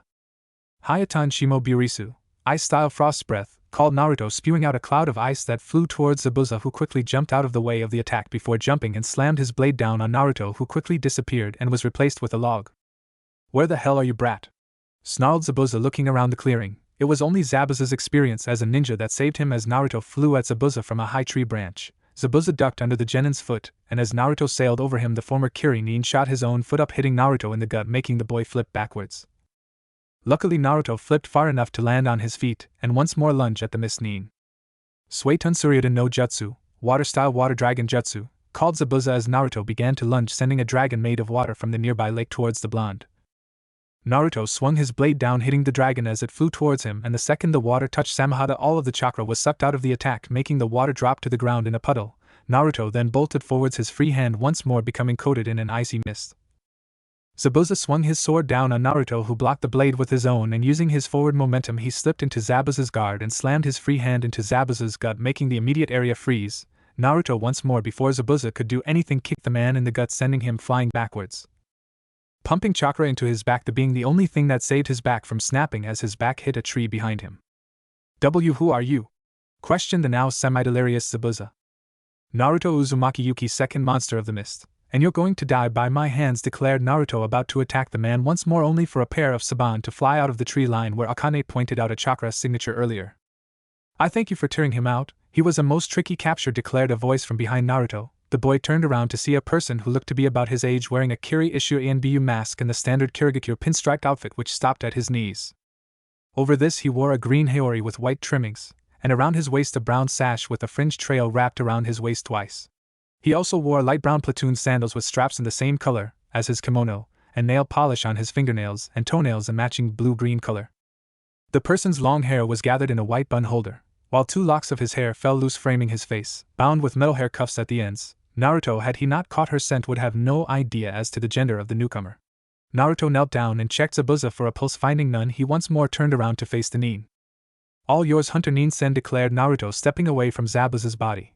And in a flash the hunter nin appeared in front of the body, throwing one arm over his shoulder. The nin vanished in a swirl of water. Naruto turned and took a step before he fell to one knee. Naruto called Kiba, Hinata and Fu, rushing over to their teammates/brother.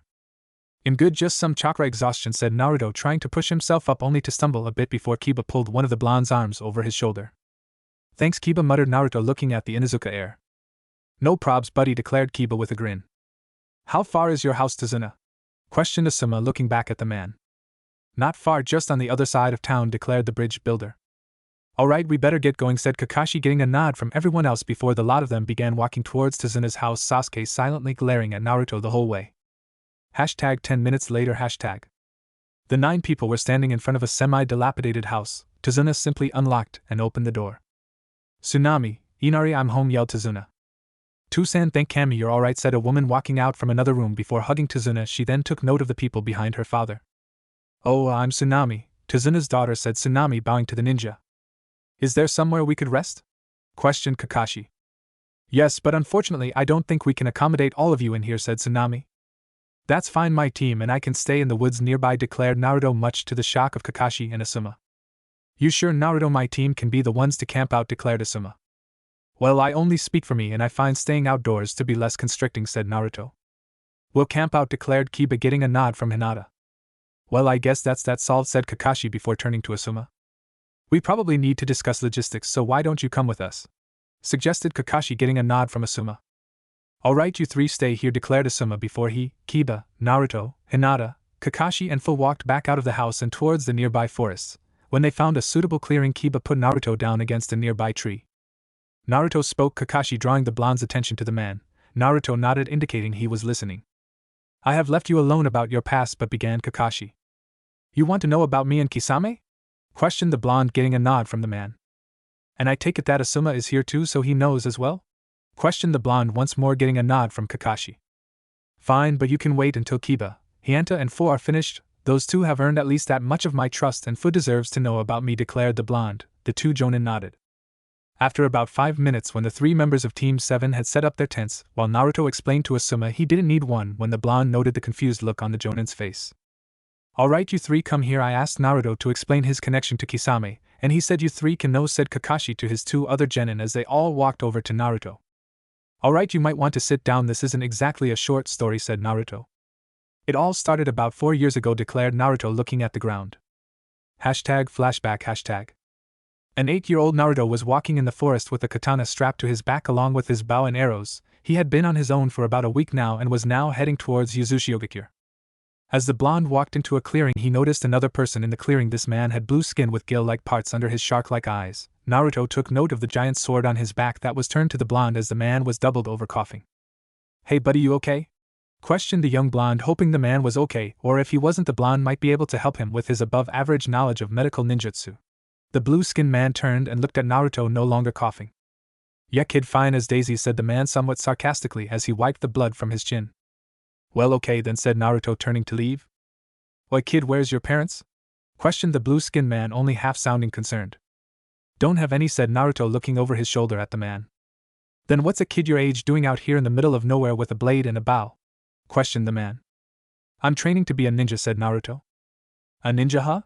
Questioned the blue-skinned man. Yeah, why? Said Naruto, narrowing his eyes at the man. Well, I'm looking for an apprentice. You interested? Questioned the man. That depends, what would you be teaching me? Questioned Naruto. The blonde watched as the blue-skinned man reached into his jacket and pulled out a bingo book before tossing it to the blonde. Turn to page 5, declared the man. Naruto did as instructed and opened the book to the suggested page, and lo and behold, a picture of the man standing before him was on the page marked S rank. As Naruto read the page, his eyes grew wider and wider until he dropped the book and looked at the man. I'd be teaching you everything I know, said Kisame. Hell yeah, I'm interested, said Naruto. Good, but before I make this official, I got 2 tests for your runt, spoke Kisame, pulling the sword off his back before putting the blade still wrapped in bandages on the ground. This is Samahata. She's gotta accept you as a wielder, and then well, we'll get to that if you get past this first part, said Kisame. Naruto nodded and began to reach out for the handle, until the handle of the sword itself grew and wrapped around Naruto's arm, sucking out some of the blonde's chakra before the bandages were ripped off the other end. And a mouth opened up at the tip of the rounded weapon, out of which a tongue came and began licking Naruto's face, making the blonde laugh while the sword made excited sounds and the blonde giggled. Okay, stop it, said Naruto, giggling while the sword licked him. Were he not preoccupied by the sword, he would have seen the look on Kisame's face. I've never seen her this excited, not even when she chose me. Just who are you, kid? Thought Kisame to himself as he stepped forwards and took the sword from the blonde. The sword whined as the blonde took deep breaths, trying to regain his breath. Alright kid, you passed the first test. Before we move on to the second one, you got a name? It's not every day Samahata accept a wielder, and I'd like to know the name of a potential wielder, declared Kisame. Naruto nodded, and after taking another few deep breaths, he pushed himself up and looked at the man. Naruto Uzumaki, said Naruto with a grin. Well, Naruto Uzumaki, get ready for the second test, said Kisame, adopting a rough stance with Samahata in his hands. Careful, Naruto, that book wasn't lying. He has enough chakra to be considered a Biju, came the cautious voice of Akane from within the blonde's mind. I'm fairly sure I know what this test is, but just to be safe, could you clarify, Kisame-san? Questioned Naruto, pulling the katana on his back out of its sheath. Your second test is to cut me, declared Kisame with a sadistic grin plastered on his face as he sat Samahata on his shoulder. I swear I will pass this test of yours, declared Naruto, dropping into his sword stance. Well then, come at me, taunted Kisame, his smirk spreading wider as the blonde began to charge. Chapter 11. C ranks V. I don't know Naruto. I passed Kisame's test, and he trained me with Samahata and died 3 years ago from an incurable disease, or at least that's what he told me, said Naruto, looking down at Samahata, which was sitting in his lap. After a moment, Naruto felt a pair of arms wrap around him. He looked up and saw Fu. Thanks, Amato, said Naruto, hugging the girl back. No problems, Nisan, said Fu with a sad smile as she sat down next to Naruto. Well, Kakashi, we still need to actually organize who does what when, said Asuma. Well, we might as well just make it one day one team guards Tazuna while the other team trains and leave it at that, said Kakashi. That sounds like a good plan, said Asuma. Well, as it's your team's mission, you can take the first guard shift, said Kakashi, getting a nod from Asuma, who stood up nodding to Kakashi before walking back to Tazuna's house and his team. Alright guys, given we have a few hours before the sun goes down, we might as well get some training done, said Kakashi, getting a nod from the 4 genin in front of him. Okay, I've been training you guys except Fu for about a month now, and in that time I have come to know you guys and how you fight, and I have some suggestions regarding your strengths and which of the ninja arts you would excel in should you wish to hear them, declared Kakashi, getting curious looks from all of the genin. I'll take that as a yes. Alright, then we'll start with you, Kiba, said Kakashi, turning to the Inuzuka heir. Your greatest strength is also your greatest weakness. With your partnership with Akamaru, should the two of you get separated or something similar, you're only half as effective. I thought about ninjutsu, but your reserves are at the point you have too little chakra for too much ninjutsu, and too much for genjutsu to come easily to you. So for you, Kiba, I would suggest we find out what your elemental affinity is and try and incorporate that into your taijutsu, while at the same time I'd suggest you keep your eyes open for maybe a weapon to use that complements your taijutsu, said Kakashi. Kiba had his head down in serious thought, contemplating what his sensei said. Kakashi meanwhile turned to Hinata. You, Hinata, your greatest strength is your precise control of your chakra, but your largest weakness is your gentle personality. You're too afraid to hurt someone. Now that isn't a bad thing in most situations, but when on active duty you have to be prepared to take lives if necessary, but due to your kind and gentle personality you won't. So with that in mind, I would suggest for you is to be a support kunoichi, hanging back and supporting with genjutsu and medical ninjutsu. Your precise control plays well with this, and that way you can stay back and avoid most of the fighting where you're just as likely to wind up dead as your opponent is, and you can help those who have been hurt in the process, said Kakashi, getting a nod from Hinata. The silver-haired jonin then turned to Naruto. Now Naruto, you have a huge control problem, but then with the reserves you have, that's not really a problem. You have your ninjutsu and weapons, and from what I understand, Fuinjutsu, there isn't really a whole lot I can actually eat you, said Kakashi, about to continue when Naruto held up a hand. You can stop for now, Kakashi-sensei, as while on this mission I'd like to spend my time training Fu and perfecting the skills I already have, if that's alright with you, said Naruto. I was just going to say I can at some point teach you some water jutsu I know, and maybe a wind one or two, but for the time being I need to help your teammates more than you, so actually that works out great, said Kakashi with a nod. Naruto turned to Fu. Does that work for you, Amato? Questioned Naruto, getting an excited nod from the mint-haired girl, who then wrapped Naruto in a hug. He just hugged the girl back with a smile. Alright, let's get started, declared Naruto after the duo parted. Several hours later. The sun had just begun to go down, and Team 7 was just about to begin cooking their food when a kid wearing overalls and a bucket hat walked into the clearing, gaining the attention of the ninja. Yes? Questioned Kakashi, looking at the kid. Kachan says food's ready if you guys want to come in, said the boy before walking back towards the house of their client. Naruto turned to Kakashi, who shrugged and got up following the kid. Eating with the family might prove useful in the long run. Kiba and Hinata shortly followed after. Naruto turned to Fu, who was looking at him. Are you going to go? Questioned Fu. I was going to ask you that, said Naruto. Fu shrugged and got up, Naruto deciding to do the same, and the two walked towards the client's house. Dinner was quiet, mostly just Tazuna answering a few questions posed by the jonin, and occasionally one from the genin. However, as the dinner drew to a close, Inari spoke up for the first time since Team 7 had entered the house. Why do you even try? Questioned the boy. I'm sorry? Replied Naruto, being the one who heard him the clearest. Why are trying so hard? You're all just going to die. Go back to your easy lives in a village far away from the suffering here, yelled Inari. Inari yelled, Tsunami yelling at the boy, who was now glaring at Naruto, whose hair was down, shadowing his eyes. The temperature of the room began to drop slowly, and everyone began to feel an oppressive presence flood the room. By the time the temperature had dropped to the point that everyone's breath was visible, Kakashi had moved to next to his blonde student, placing a hand on the boy's shoulder, making him look up at his silver-haired sensei, who shook his head. Naruto turned to Fu, whose hair like his was shadowing her eyes. He grabbed the girl's wrist, and her head snapped to face him, her orange eyes locked with his now frosty silver eyes, before he pulled her up and walked to the door.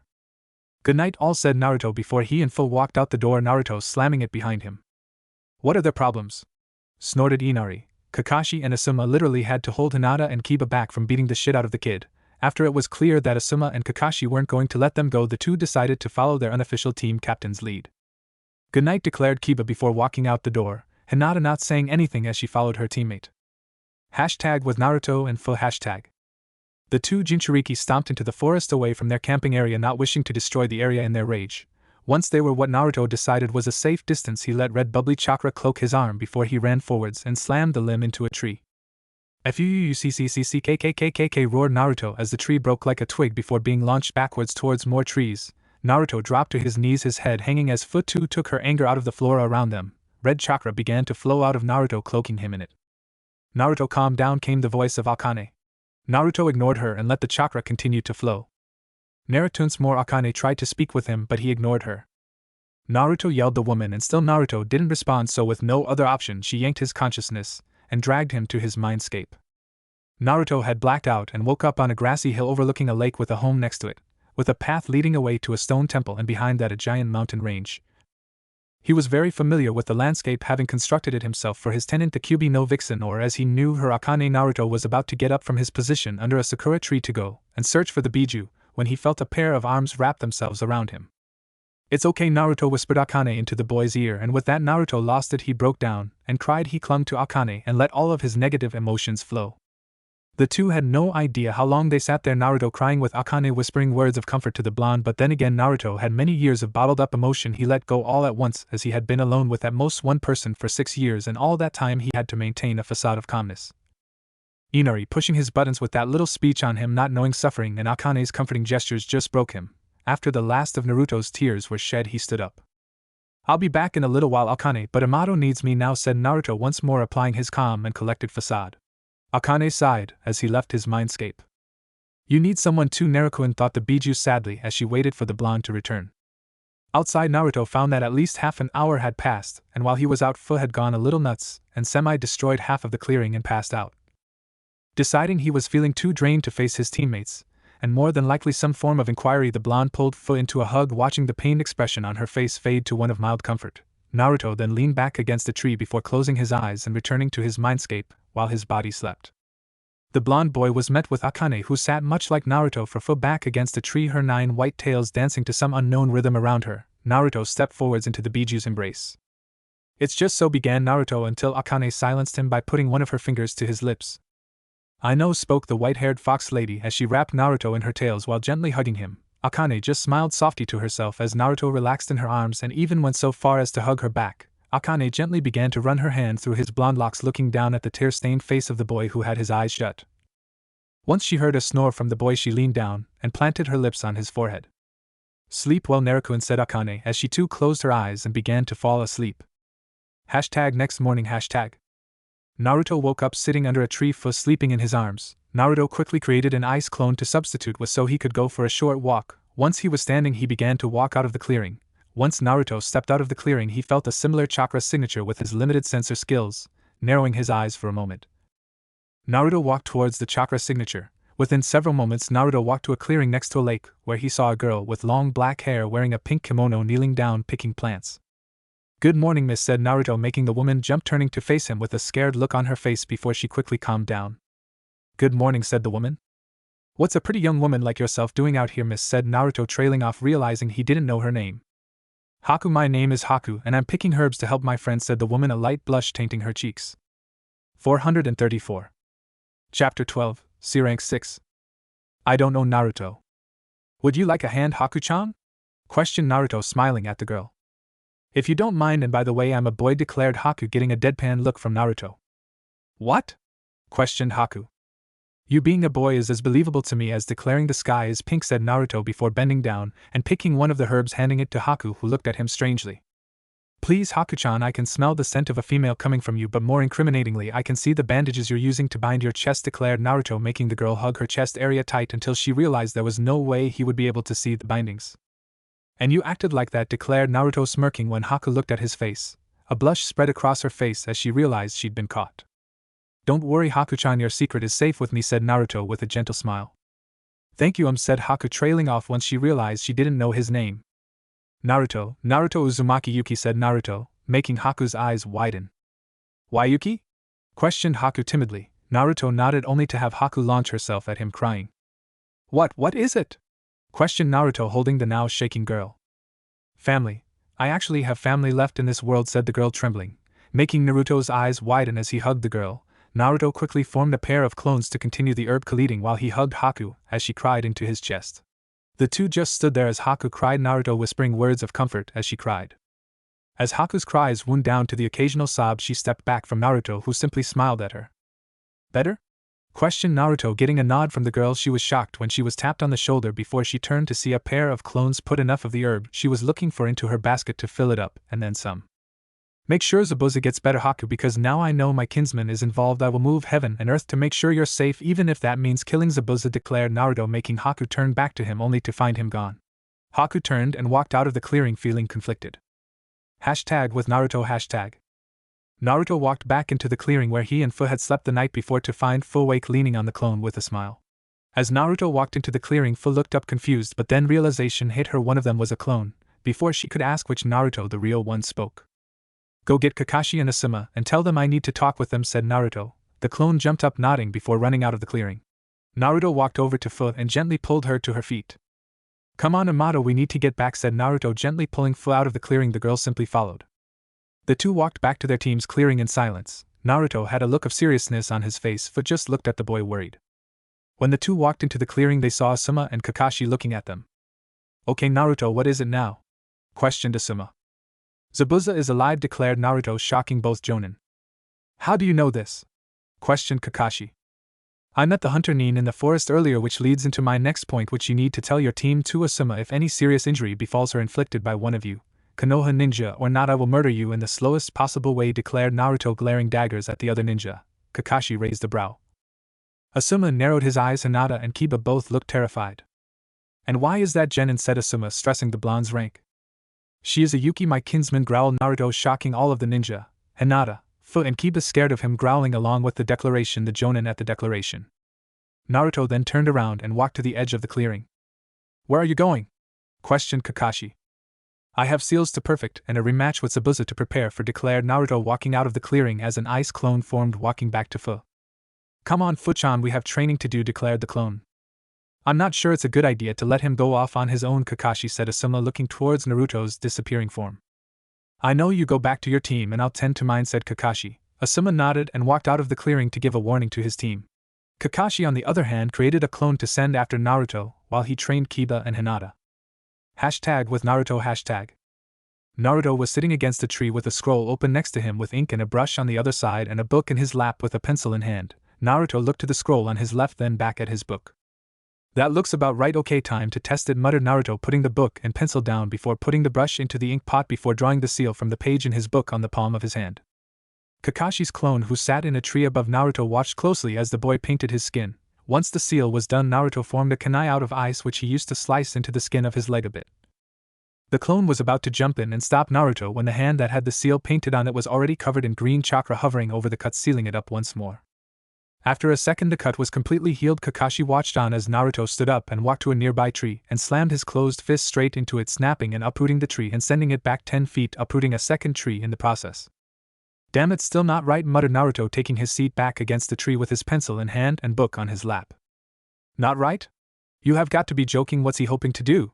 Mentally questioned Kakashi as he watched Naruto once more get up, walking over to a tree, slamming his fist into it once more, snapping and uprooting the tree, launching it 20 feet, snapping a tree behind the first, and slightly uprooting a second one. Still not right, damn it, growled Naruto, slamming his hand into the ground, creating a 10-foot wide spiderweb crack in the ground. Just what are you hoping to achieve, Naruto? Thought Kakashi, looking down at his student who was once more trying to fix the seal to do whatever he had planned to do. Alright, this has got to be it, muttered Naruto, standing up once more. This time Naruto closed his eyes. After a second his eyes snapped open and he ran forwards, slamming his fist once more into a tree which snapped into two parts, with the lower half being uprooted and sent forwards, hitting a pair of trees behind it, snapping them while shattering the first two halves, while the second 4 halves into another set of trees, uprooting them, while the second set of halves shattered into splinters. It was at this point it finally dawned on Kakashi. Wait, that looked like Tsunade-sama's strength technique, said Kakashi out loud without even thinking. Yes, Kakashi-sensei, it's supposed to, said Naruto without even turning to face the man. The silver-haired clone dropped to the ground. So you've recreated Tsunade-sama's technique with seals? Questioned Kakashi, getting a head shake from the young blonde. No, I've just recreated her technique. The seals are to make my control precise enough to pull it off, declared Naruto, looking at the seal on his palm, trying to work out what tattoo he could use to hide the seal. How did you do it? Questioned Kakashi's clone.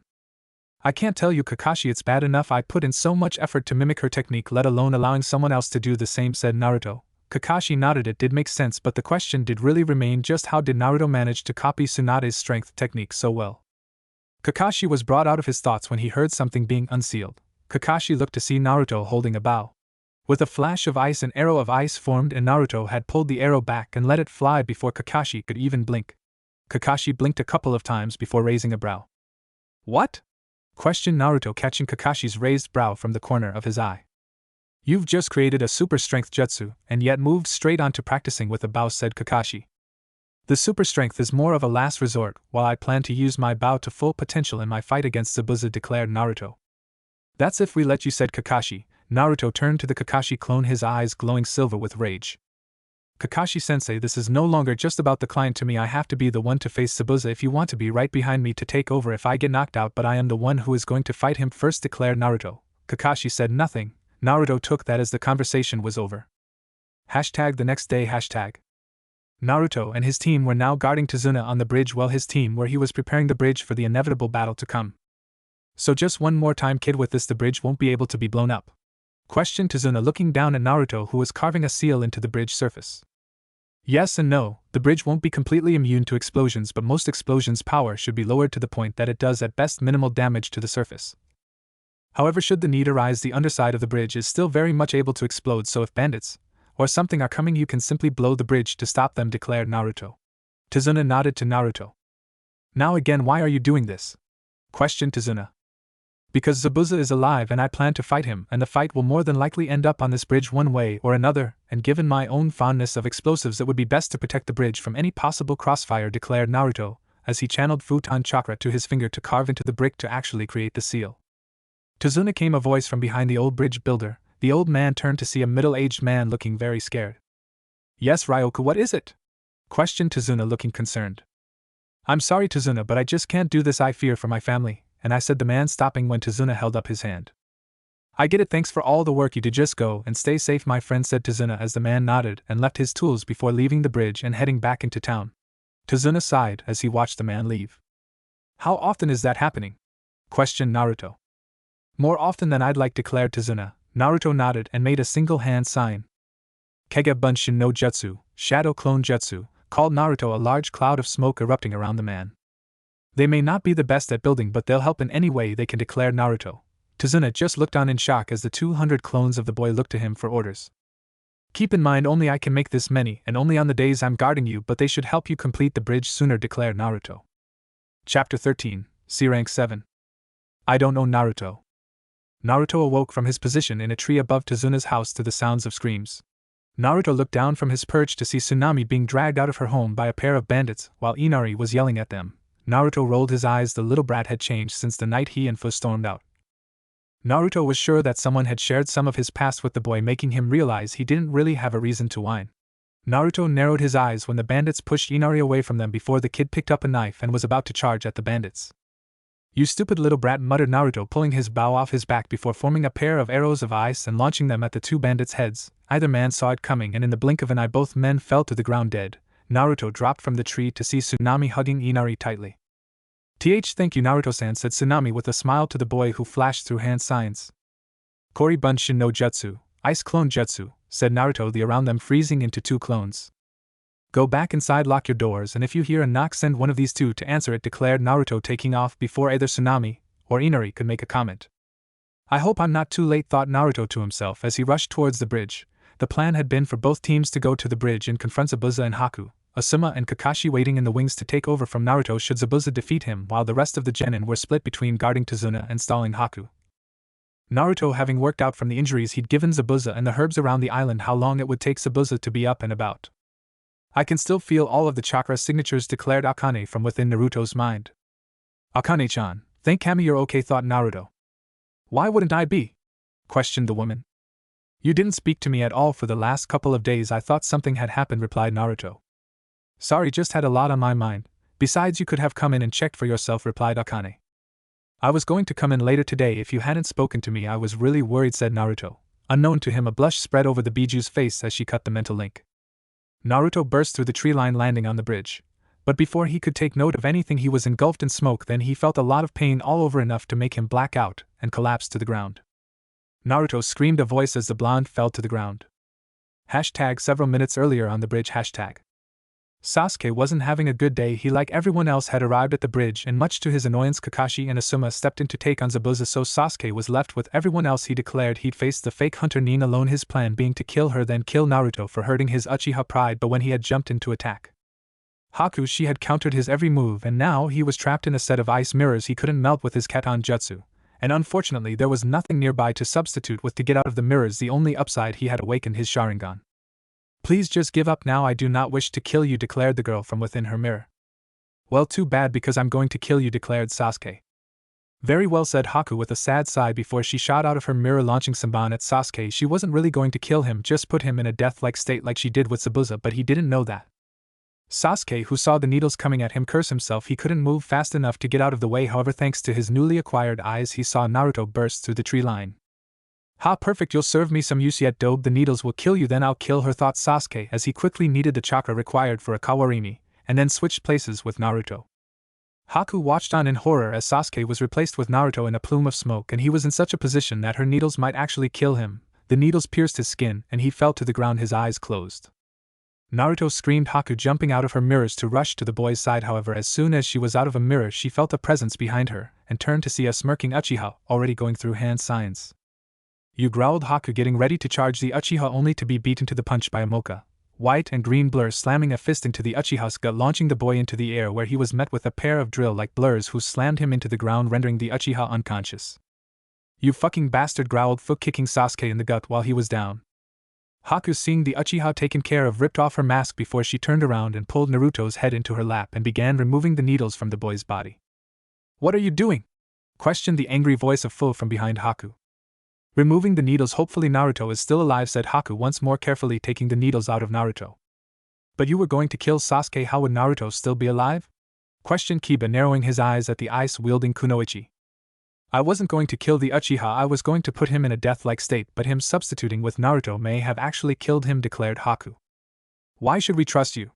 Questioned Fu, glaring down at Haku. He is from my clan, the last of my family in this world. I could never hurt him, even if we don't know each other that well, declared Haku, pulling another needle out of Naruto carefully. Both Kiba and Fu narrowed their eyes at the girl before Fu knelt down next to her. How can I help? Questioned the mint-haired girl.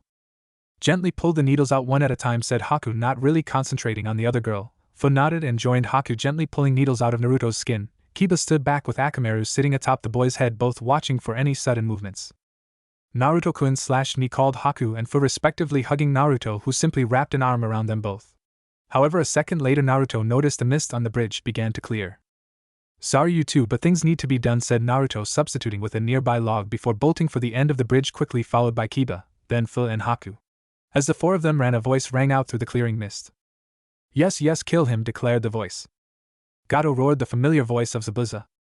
It seems the demon of the hidden mist is nothing more than a title, Zabuza. Luckily I never intended to pay you, I hired all of these men for the same amount I'm paying you, declared a short fat midget in a suit as the four genin appeared on the end of the bridge. Well, it looks like we're no longer enemies, Kakashi, said Zabuza, looking to the jonin before spotting Naruto with Haku.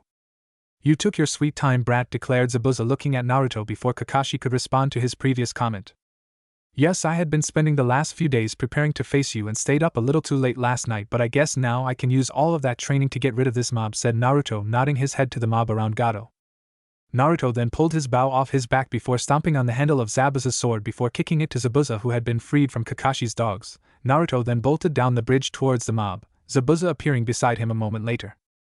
Naruto kicked off the bridge, looking like he was jumping over the side of the bridge. However, a small sheet of ice formed midair, which Naruto kicked off, flipping upside down, pulling 3 arrows out of his quiver.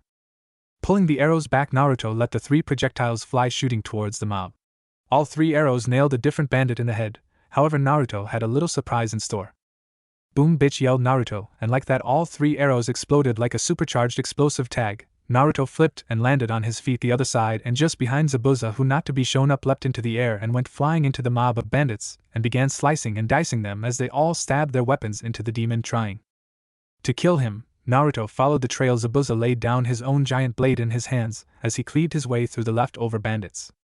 As Naruto and Zabuza cleaved their way through the bandits, Gato got more and more sacred, and as Zabuza broke the last line of bandits, Gato saw Naruto jump onto Zabuza's back before jumping over the swordsman and the businessman, and as if it was planned, Naruto once more created a sheet of ice in midair and kicked off it into Gato's back, launching the man into Zabuza's blade swing. "Hey, they just killed out meal ticket," said one of the bandits. Hearing that, Naruto bit his thumb and ran the bloody digit along his kitsune tattoo before slamming his hand into the ground, creating a huge plume of smoke appear. Once the smoke cleared, a four-tailed kitsune was revealed that was black in color and about the size of a horse. "Shadow, these bandits are all yours," said Naruto dismissively as the kitsune's maw split into a grin before he took off, tearing through the bandits. Once Zabuza saw the bandits were taken care of, he dropped to the ground and blood poured out of his body through the many wounds. "Zabuza," said Naruto, looking down at the heavily bleeding man. "Kid, I'm a goner, but cough before I go. I want you to cough. Promise me something," said Zabuza. "What is it, Zabuza?" questioned Naruto. "Haku, cough. Look after her," wheezed the dying man. Naruto nodded to the downed swordsman. "Cough, take my sword, kid," said Zabuza weakly, lifting his sword to Naruto, who leaned down and took the blade before after a second the blade vanished in a puff of smoke as Naruto sealed it away. Zabuza-sama screamed Haku as she saw her master on the ground dying. Naruto stepped back to let the girl, who skidded to a halt, cry for her downed master. "To sniff SSS," muttered Haku as tears began to form in her eyes. Naruto stepped closer and put a comforting hand on Haku's shoulder. Haku looked up at him in surprise before she quickly launched herself at Naruto, latching onto him as she cried her eyes out on his shirt. Naruto just smiled sadly as he hugged the girl. The demon of the mist was dead. Chapter 14, C Ranks 8. I don't know Naruto. Naruto and Haku were in a clearing situated away from Tazuna's house, and the clearing that Team 7 had claimed for their time in the wave. It had been 2 days since the battle on the bridge, and since then Haku hadn't left Naruto's side. She had been terrified of the other ninja taking revenge on her or something. The feeling had lessened of the past 2 days, but it hadn't vanished entirely. Naruto had not trusted Sasuke in the same vicinity alone with Haku, not trusting the arrogant Uchiha to either try and murder the girl or force himself upon her. As for why the two were in the clearing, well. "So what are you doing again?" questioned Haku, looking at Naruto, who was carving a seal into the ground. "I am recombining Samahata and Kubikura Bocho to recreate the original blade," said Naruto, concentrating on the task at hand of creating the seal. "And you know how to combine them, and even that they combine how?" questioned Haku, leaning back against a tree. "Because it was created by the Uzumaki clan, as were all 7 of the 7 swords of the mist. In truth, they were originally the 5 blades of Uzushio. Kiri just stole the blades from Uzushio during their combined invasion." "You sure do know a lot about Uzushio," said Haku. "Well, I should. I spent enough time there," said Naruto. "But wait, if Samahata and Kubikura Bocho were originally 1 blade, and you need a seal to put them back together, how did they become 2 blades? questioned Haku. Naruto smirked. "Well, from what I understand, the gate of the center who wielded the blade, if they were really at one with the blade, it could show them how to split the blade into 2, and it was said that the blade supposedly was basically duplicated 2 smaller blades with the same powers as the original. However, one wielder tried to teach the next chosen wielder how to do it, but he failed. That failure in turn split the blade into the 2 fragments here, which the best seal masters in Uzushio then spent months, even years, on trying to reforge the blade, and that's how the seal came to be. They figured out how to remerge the blades, but they were at war when it was finished, so they had no time to reforge the blade," declared Naruto with a sad smile, thinking of his fallen kinsman. "How do you even know about all of this?" questioned Haku. "I was in Uzushio for months. I gathered every book, scroll, and journal of any and all Uzumaki, so I found out many things from different journals, including some of people who immigrated to Uzushio, like several members of the Yuki clan, hence my Hayatan and Yuki blood. There were a few Kaigaya, some Senju, a couple of Uchiha, even a Hyuga or 2. They just left their villages for varying reasons, some wanting to live peaceful life, some married into the Uzumaki, even some were just banished from their villages for various reasons," said Naruto before he put the 2 giant blades down on the steel Samahata on top of Kubikura Bocho. Naruto stepped out of the seal, making sure not to disturb the seal. Naruto then knelt down next to the seal before channeling chakra to his fingers and slammed his hands down at the same time, making the seal and 2 swords glow bright white. The light was so bright that Haku had to cover her eyes. Naruto, however, just channeled chakra to a seal next to his eye, which darkened his vision, making the bright light a normal brightness, but everything else around him much darker, and with his enhanced vision Naruto saw that both blades pulsed twice before slowly Samahata started to sink while Kubikura Bocho rose up from the ground. Once the 2 blades merged into one, the whole thing pulsed gold before the light died down, and Naruto let the chakra dissipate from his eye seal and Haku uncovered her eyes. What they saw shouldn't have been that surprising, but it was. The blade had the basic shape of Kubikura Bocho with scales like Samahata on the flats of the blade. There was no hole in the middle of the tip of the blade, nor was there a notch in the cutting edge of the blade. The handle of the blade was the same one that once belonged to Samahata. Naruto leant forwards and grasped the sword by the hilt. Samanikuya, Shark Butcher, is once more whole, said Naruto, grinning. Thank you for bringing me together once more, Naruto, came a male voice from inside Naruto's mind. So the legends were true, you are a sentient blade, said Naruto, looking at the sword in his hands. Yes, I can however only speak through a mental link, declared Samanikuya. Naruto rolled the blade in his hand a couple of times before sheathing it in the large strap on his back. Naruto ni Haku-chan, come on, we have guard duty, yelled the voice of Fu walking into the clearing. Well, time to go, Haku, said Naruto, offering the Yuki girl a hand. Haku blushed as she took his hand and he pulled her up. Several days later. And you lot are invited, said Tazuna, standing in front of all of the ninja. The citizens of the wave had decided that to celebrate the finishing of the bridge along with a thank you for the shinobi with a festival, and Tazuna had just informed the ninja of it. Kakashi looked to Asuma, who simply shrugged. Sure, why not, declared Kakashi, smiling. Great, we hope to see all of you tonight, said Tazuna, walking away to get ready himself. Well, you heard him, you lot, said Kakashi before he began walking away, letting his genin get ready. Asuma left the genin alone too. Well, Haku-chan, would you like the honor of going to this festival with me? Questioned Sasuke, stepping up to Haku, reaching out to rub her face only for his wrist to be grabbed. Back off, Uchiha, declared Naruto, growling at the stuck-up snob of a genin. Who are you to answer for her? Snarled Sasuke, glaring at Naruto. He's the person I will be going to the festival with, declared Haku. Naruto cast a backwards sideways glance at the girl before shrugging and glaring once more at the Uchiha, squeezing his wrist. Sasuke shook his hand free and walked away. Fu, Kiba and Hinata watched the Uchiha leave with narrowed eyes. Naruto meanwhile had turned to Haku with a raised eyebrow. Did you mean what you said? Questioned Naruto, looking at Haku. Yes, you're the only guy I would go to this festival with, said Haku with a small blush on her face, suddenly finding the ground very interesting. Haku, said Naruto. Haku still looked at the ground. Haku, look at me, said Naruto, reaching out and tilting her head up, making her look at him. I'd be happy to go to the festival with you, said Naruto with a smile. Haku blushed and lunged forwards, hugging Naruto. I suppose we should all split and get ready, said Kiba, looking around, getting a nod from all of the genin present. Later that night. Naruto stood in the clearing his team had claimed. He was wearing just his normal outfit, not really having anything else to wear. He had given Fu a white zip-up jumper with a fur collar that she had left unzipped, as she too didn't have much else to wear. Kiba and Hinata were both wearing the same outfits as normal, as they hadn't packed good clothes. Kakashi and Asuma hadn't been seen since they were told about the festival. Choji and Shino, like the rest of the genin, wore their normal outfits, having not packed anything else. All of the genin minus Sasuke, who had already left, were waiting in the clearing for Haku to show up. The genin looked up when they heard someone approach. They were gobsmacked by what they saw. Haku walked into the clearing, her long ebony hair tied into a bun with a pair of saban keeping it in place. However, two bangs framed her face. However, what shocked all of the ninja was her choice of clothing. She wore a ruby red kimono with lipstick to match, as well as a pair of heels to also match. Keeping the kimono closed was a black obi sash, and tied to the sash was a mask styled to look like a cat. You look beautiful, Haku-chan, said Naruto, stepping forwards, offering the girl a hand. She took his hand with a blush which only deepened when Naruto leant forwards and planted a kiss on the back of her hand. We should probably head off, said Haku, gently pulling her hand back. Naruto nodded and stood back before reaching out and taking her hand in his own. Naruto turned around and everyone had snapped out of their various stupors. Let's go, everyone, said Naruto with a grin. The 7 genin walked into the town, Naruto with Haku on one side and Fu on the other. He was watching over the both of them. Once the genin arrived in the village, they all split up, going their own ways except Haku, Naruto, and Fu, who stuck together well, at least vaguely. Naruto had many girls from the wave trying to get his attention, be they younger than him or old enough to be his mother. However, Naruto was with Haku for this festival, so he ignored all of them.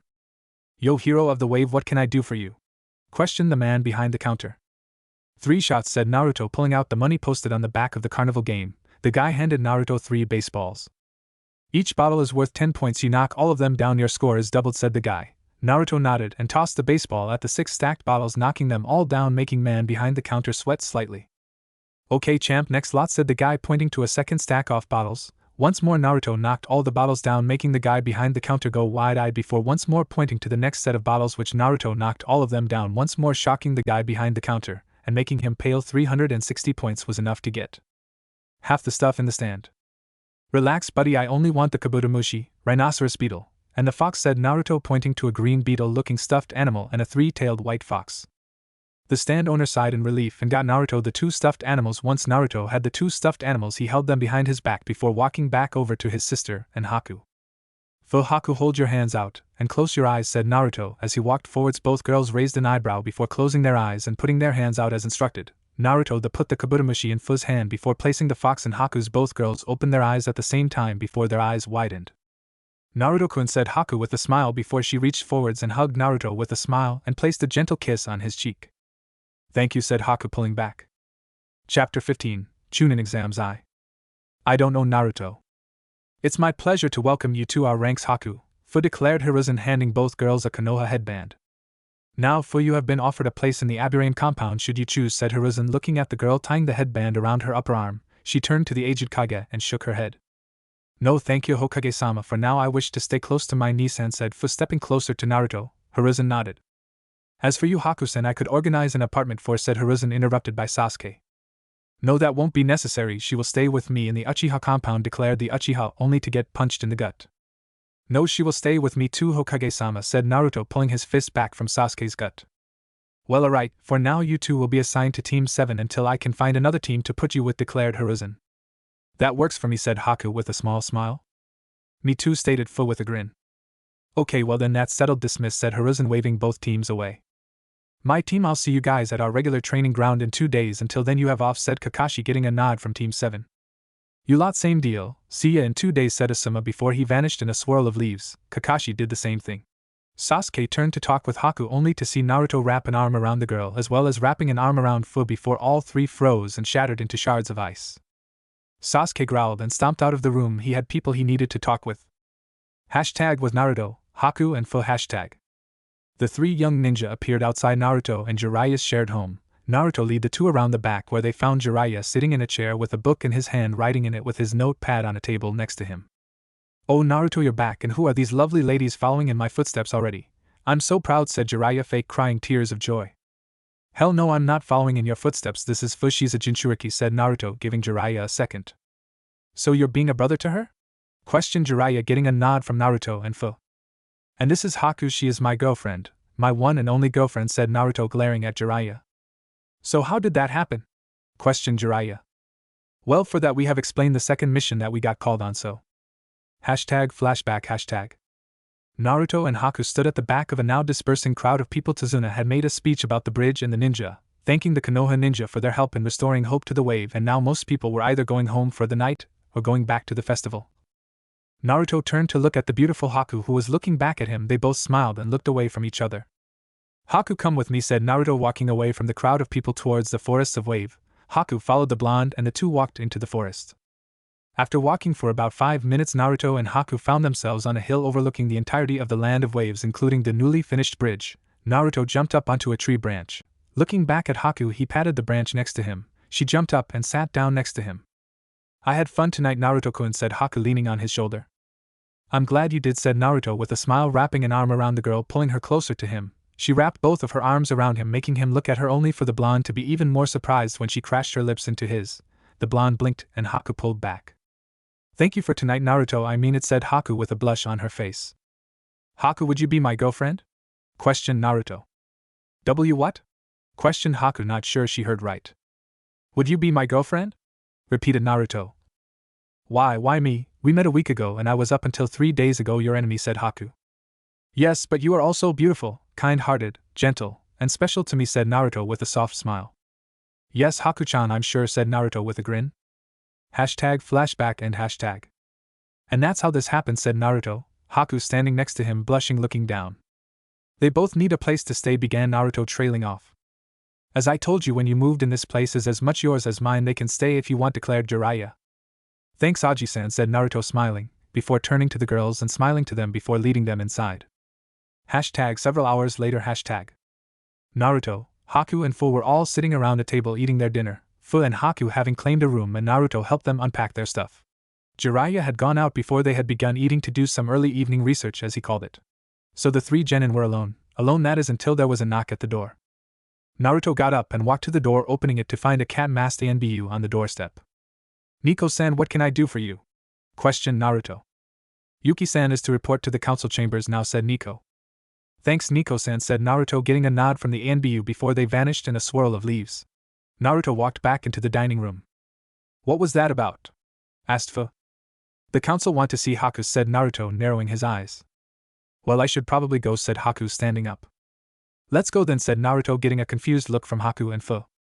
They said Yuki-san, so there is nothing against me coming, and I know what they're going to say, and I'm probably going to be the only one to be able to stop it. Plus I just want to fuck off the civilian council, declared Naruto with a grin plastered on his face. Haku just smiled and rolled her eyes before nodding. Don't wait up, Amato will be back soon, said Naruto, smiling to Fu before taking Haku's hand as the two walked out of the house and casually beginning the walk towards the Hokage Tower. Hashtag 20 minutes later. Hashtag. Where the hell is she? We sent for her 20 minutes ago, declared one of the civilians. Once they finished talking, the doors burst open and in walked Naruto and Haku. Well, what a surprise to see you here. Sasuke still trying to force Haku to be with you, I see, said Naruto. What the hell are you doing, brat? Yuki-san was specifically requested, questioned one of the snide civilians. Yeah, that's why I'm here, dumbass. Be specific next time, and given that I'm here I can disprove you of this notion that you think you're going to marry Haku off to Sasuke, declared Naruto. You have no say in the matter, said one of the civilians. Well, that's where you lot are wrong, said Naruto. No, they are, because you see I am on the CRA too, and I am already in a relationship with Haku, which overrules anything you can throw at me and Haku, and just in case you feel the need to try, I as acting head of the Yuki clan would have to agree to the union between Sasuke and Haku, and guess what, you can all burn in hell. Sasuke is the biggest twat I have had the unfortunate displeasure to come across, so I would never allow any of my clan to be married off to him. And as Haku is my first wife on my CRA, you cannot try and force the CRA upon her either, declared Naruto, glaring at Sasuke for his underhanded tactics and at the civilians for actually giving him the opportunity. Oh, and just so you know, the Hokage will be told about this little meeting that occurred behind his back, and I'm just sure he'll be thrilled, said Naruto, turning and taking Haku's hand before walking out of the room. Sasuke grit his teeth, glaring at Naruto as he walked out of the room. Hashtag several days later. Hashtag. The 6 members of Team 7 were standing in the mission briefing room waiting to get a mission. Okay, so Team Even, we have catching Tora, painting fences, a member of the council needs someone to watch their child. Oh, there's a supposedly haunted house that needs dealing with, said the chunin. Oh, that last one sounds good, said Kiba. Ghosts, no thanks, said Naruto, making everyone turn to him. What? Asked the blonde, not understanding what was going on. You believe in ghosts? Questioned Kakashi, looking down at his student. No, I don't believe in ghosts, that implies they aren't real. I know that ghosts are real, declared Naruto. Okay, I'll bite. How? Questioned Fu. Let's just say depending on what type of ghost, they can make excellent trainers, and leave it at that, stated Naruto. Besides, why are we doing these D ranks? Surely there's a couple of C ranks that we could do, supposed Naruto. No, you guys need a break from the C ranks for a while. We'll just take the Tora mission, said Kakashi, only for Naruto to jump out of the window, returning moments later with said cat caged in an ice cage. They're done, said Naruto, putting the cat on the desk. You know, Naruto, the purpose of the D ranks is to build up teamwork, said Kakashi. Yes, I do, but our team, despite being almost double the size of a conventional team, works better than all of the other genin teams and even some pure chunin teams, so I see no point in the missions, and I am fairly sure that my teammates feel the same, declared Naruto, making Kakashi look at the 4 other genin who nodded to him. Well, let's go for some training then, given you're so desperate not to do D ranks, said Kakashi, leaving the room, the genin quickly following behind. Hashtag later that night. Hashtag. Kakashi stood with the other jonin in the Hokage's office, and to the shock of those around him, he was actually on time for the meeting and the Hokage had yet to arrive.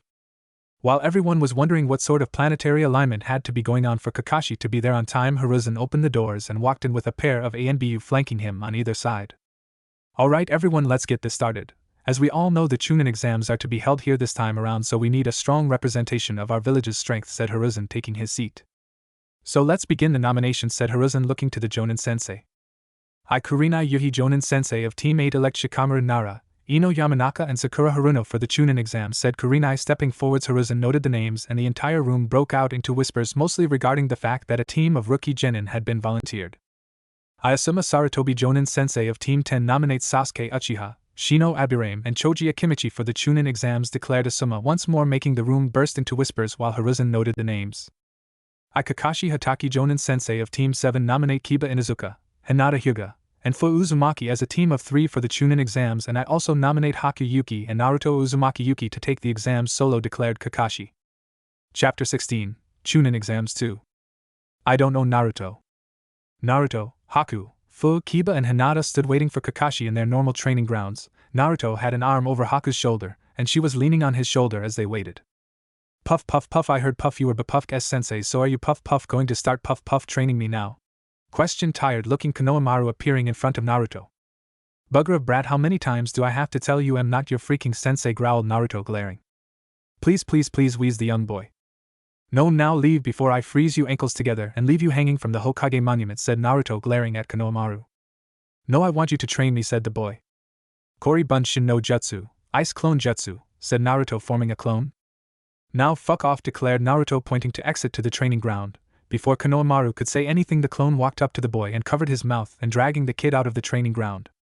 Good morning, you five, declared Kakashi, appearing in a swirl of leaves, distracting everyone from Konohamaru. Well, you five, it's time I told you why I'm really telling you no for the C-rank mission, said Kakashi, pulling out a pile of forms. I knew there was something more to it, declared Kiba, glaring at Kakashi. Chunin exams entrance forms? Questioned Naruto, not even moving from his position, leaning on a tree. Well, aren't you a smarty pants, Naruto, said Kakashi as he handed Naruto and Haku their forms.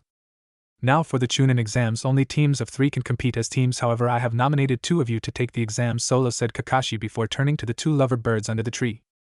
You 2 are going to take the exam solo out of the 5 of you, you 2 are the strongest, said Kakashi. Naruto and Haku nodded. Now most importantly, this is an individual decision, so none of you have to participate, said Kakashi, getting a nod from the genin. Should you decide to participate, bring those forms signed to the Academy Room 301 in 3 days, said Kakashi, once more getting a nod from his team. Alright, with that out of the way, let's get to training, said Kakashi, getting a nod from all of his genin. Hashtag 3 days later Academy hashtag. Naruto stood alone in front of the academy. He was alone as per an agreement with the other 4 genin of the same team. They had agreed to not show up together, as they weren't going to work together in the exams, so the lot of them were showing up in their teams, so Naruto was by himself. Haku, as she was going, would be by herself, and Hinata and Kiba would be together if they were participating. Naruto had decided that if he was going for the Chunin exams, he was either going to fly under the radar and be all stealthy about everything, or be over the top and intimidating, and given the giant sword strapped to his back, he had decided the first option was out. So Naruto walked into the academy, channeling chakra to his eyes so they glowed an ominous icy blue, and at the same time Naruto leaked some of his Ki and Hayatan chakra in a very terrifying combination. Basically everyone stopped and turned to Naruto as he walked into the academy and up the stairs. On the 2nd floor, Naruto saw a large group of genin crowded around a room marked on a sign above the door 301. Naruto rolled his eyes and just walked past the semi-cowering genin. To add extra emphasis, Naruto pushed enough Hayatan chakra to his feet that the floor froze underfoot as he walked along and up the stairs, completely ignoring the group of genin. On the next floor, Naruto walked through the halls towards room 301. The blonde heard a ruckus behind him but moved on, ignoring it. He had a test to get to. Just outside the door, Naruto saw Kakashi waiting. Good luck, Naruto, said Kakashi, getting a nod from the blonde before he opened the door. As soon as Naruto opened the door, he was blasted by some of the weakest Ki he had felt, and he had felt the Ki of a civilian mob chasing him. Wow, really, that's it for a room full of genin? I expected more, said Naruto with a sigh before he dropped his own Ki in its entirety, opening his eyes wide, tilting his head to the right, and letting a psychotic smirk cross his face while simultaneously lowering the temperature of the room with his Ki. Within seconds, almost all of the genin fell to their knees, looking at Naruto terrified. Only 1.5 dozens, maybe 2 dozen, stood tall against Naruto's Ki. Naruto took note of the ones who stood tall before walking to the corner of the room, letting his Ki drop before slamming his blade into the floor, then jumping up and leaning against the corner of the room while standing on his blade. Naruto just sort of zoned out, not paying attention to anything, until a huge cloud of smoke erupted at the front of the room, making Naruto snap back to reality. The blonde watched as the smoke cleared and saw a heavily scared man standing at the front of everyone.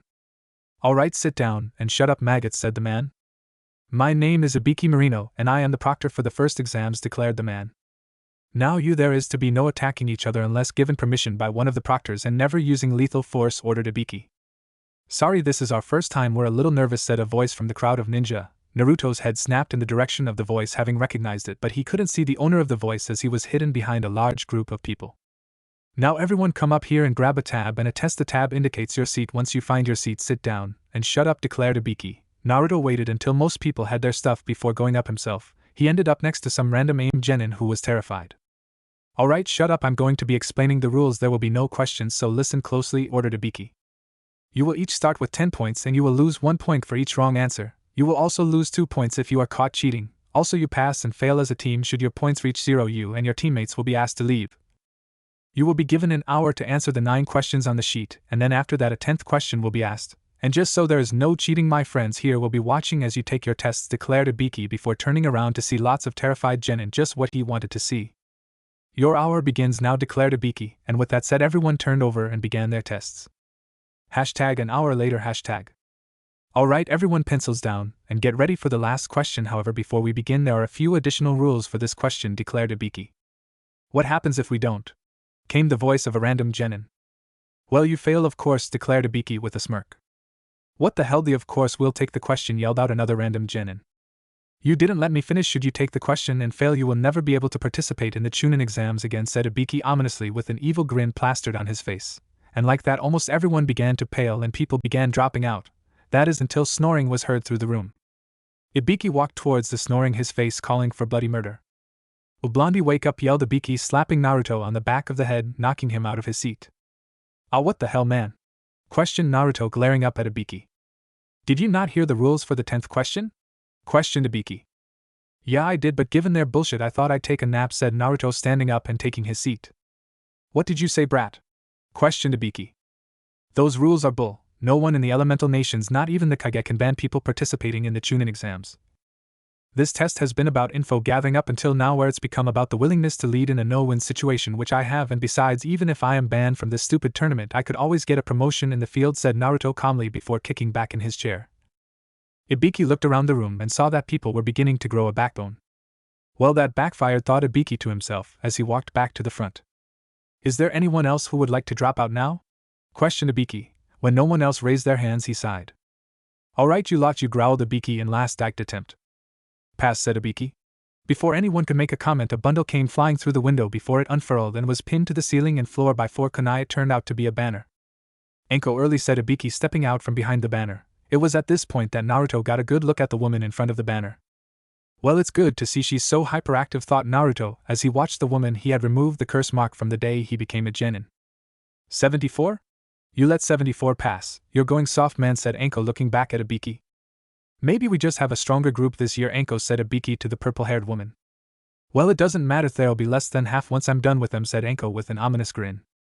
"All right, you lot, no time to celebrate. Meet me at training ground 44 in 5 minutes, or you fail," said Enko, vanishing in a swirl of leaves. Naruto followed suit and froze before shattering, revealing nothing left behind. #Forest of Death. 5 minutes later. Naruto stood leaning against the fence as the last of the prospective chunin showed up. "All right, brats, I'm Enko Midarashi, the proctor of the second exam. Now, while I explain what the exam is, some chunin will be coming around with a form you have to sign before you can participate," said Enko as several chunin began walking around handing out sheets of paper. "All right, this test is a survival exercise. You will each be given one of these scrolls, either a heaven or an earth scroll, and the goal is to get the other scroll and make it to the tower in the middle of this lovely forest behind me, lovingly called the Forest of Death," said Enko, stopping when she heard muttering. "I've seen scarier," muttered Naruto under his breath, only for a kunai to be thrown at him, only for him to catch it by the ring mere millimeters from his forehead. Enko, who appeared behind him, had semi-wide eyes. While she hadn't been her fastest speed, he shouldn't have been able to catch that.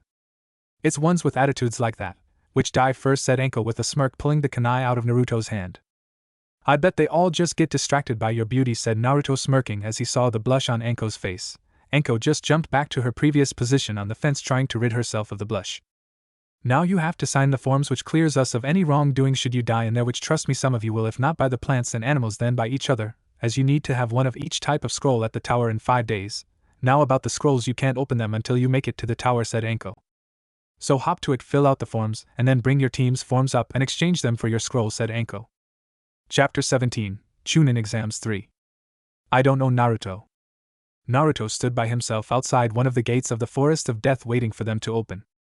"Just one last piece of advice," came Enko's voice over a set of loudspeakers. "Don't die," said Enko before the gates were flung open. Naruto casually walked through the gates, pulling his bow off his back before jumping up into the lower branches of the trees of the forest. "All right, Naruto-kun, do you have a plan?" asked Akane from within Naruto's mind. "Yes, spend a day in the forest kicking people's asses and then making sure I have both scrolls before then heading to the tower," replied Naruto before he ran off in a random direction with his bow and arrows at the ready. Several hours later. Naruto was tree hopping when he heard a high-pitched scream. Naruto stopped dead on the tree branch before taking off for the scream. Running through the trees, Naruto burst from the tree line to find a trio of AIM ninja standing over 2 dead Kusa ninja and 1 alive red-haired girl who had torn clothes and was more than likely the one who screamed. "Naruto, she is without a doubt Uzumaki," said Akane. "Doesn't matter, was going to save her anyway," muttered Naruto, notching a trio of arrows, 1 for each of the AIM nin skulls. But before Naruto could attack the nin, one of the nin turned to him. "You guys, we got company," said the nin, before his 2 comrades turned and also saw Naruto, who let his arrows fly. Only one of the 3 hit its mark and the nin fell over dead, while the other 2 glared at Naruto. "Oh, you're dead now, buddy," declared one of the nin. Naruto put his bow on his back before dropping from the tree branch, landing in a crouch as the ground beneath him buckled as he landed. "Is that so?" questioned Naruto, pulling his blade off his back. A scary big-ass sword, you compensating for something, mocked one of the two remaining nin before both burst out laughing. Naruto just stood there before a mist was pulled in around them, and the two aim nin stopped laughing. I thought he was a Konoha nin, said the one of the aim nin. I'm sure his headband was a Konoha one, said the other. It is, but I am Naruto Uzumaki, the legacy and second coming of the monster of the mist, declared Naruto's disembodied voice from within the mist.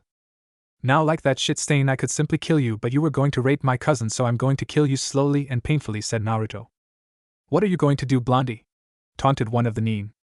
Hayatan Shimo Birisu, ice-style frost breath, called Naruto, breathing a cloud of ice at the two nin. Both jumped out of the way, however both were caught a little bit by the frost breath, their feet both getting caught in the cloud. Naruto appeared from the fog and slammed the side of his blade into both nin, before vanishing back into the mist.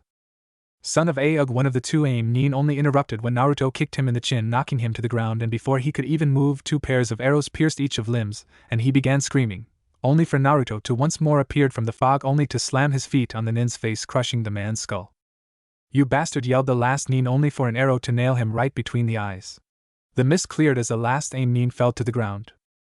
PP please DD don't hurt me, said the red-haired girl, backing away from Naruto. Hey, I promise I won't hurt you. What's your name? Asked Naruto, bending down so the two were at eye level. KK Karen Yu Uzumaki, said Karen, still terrified of the man in front of her.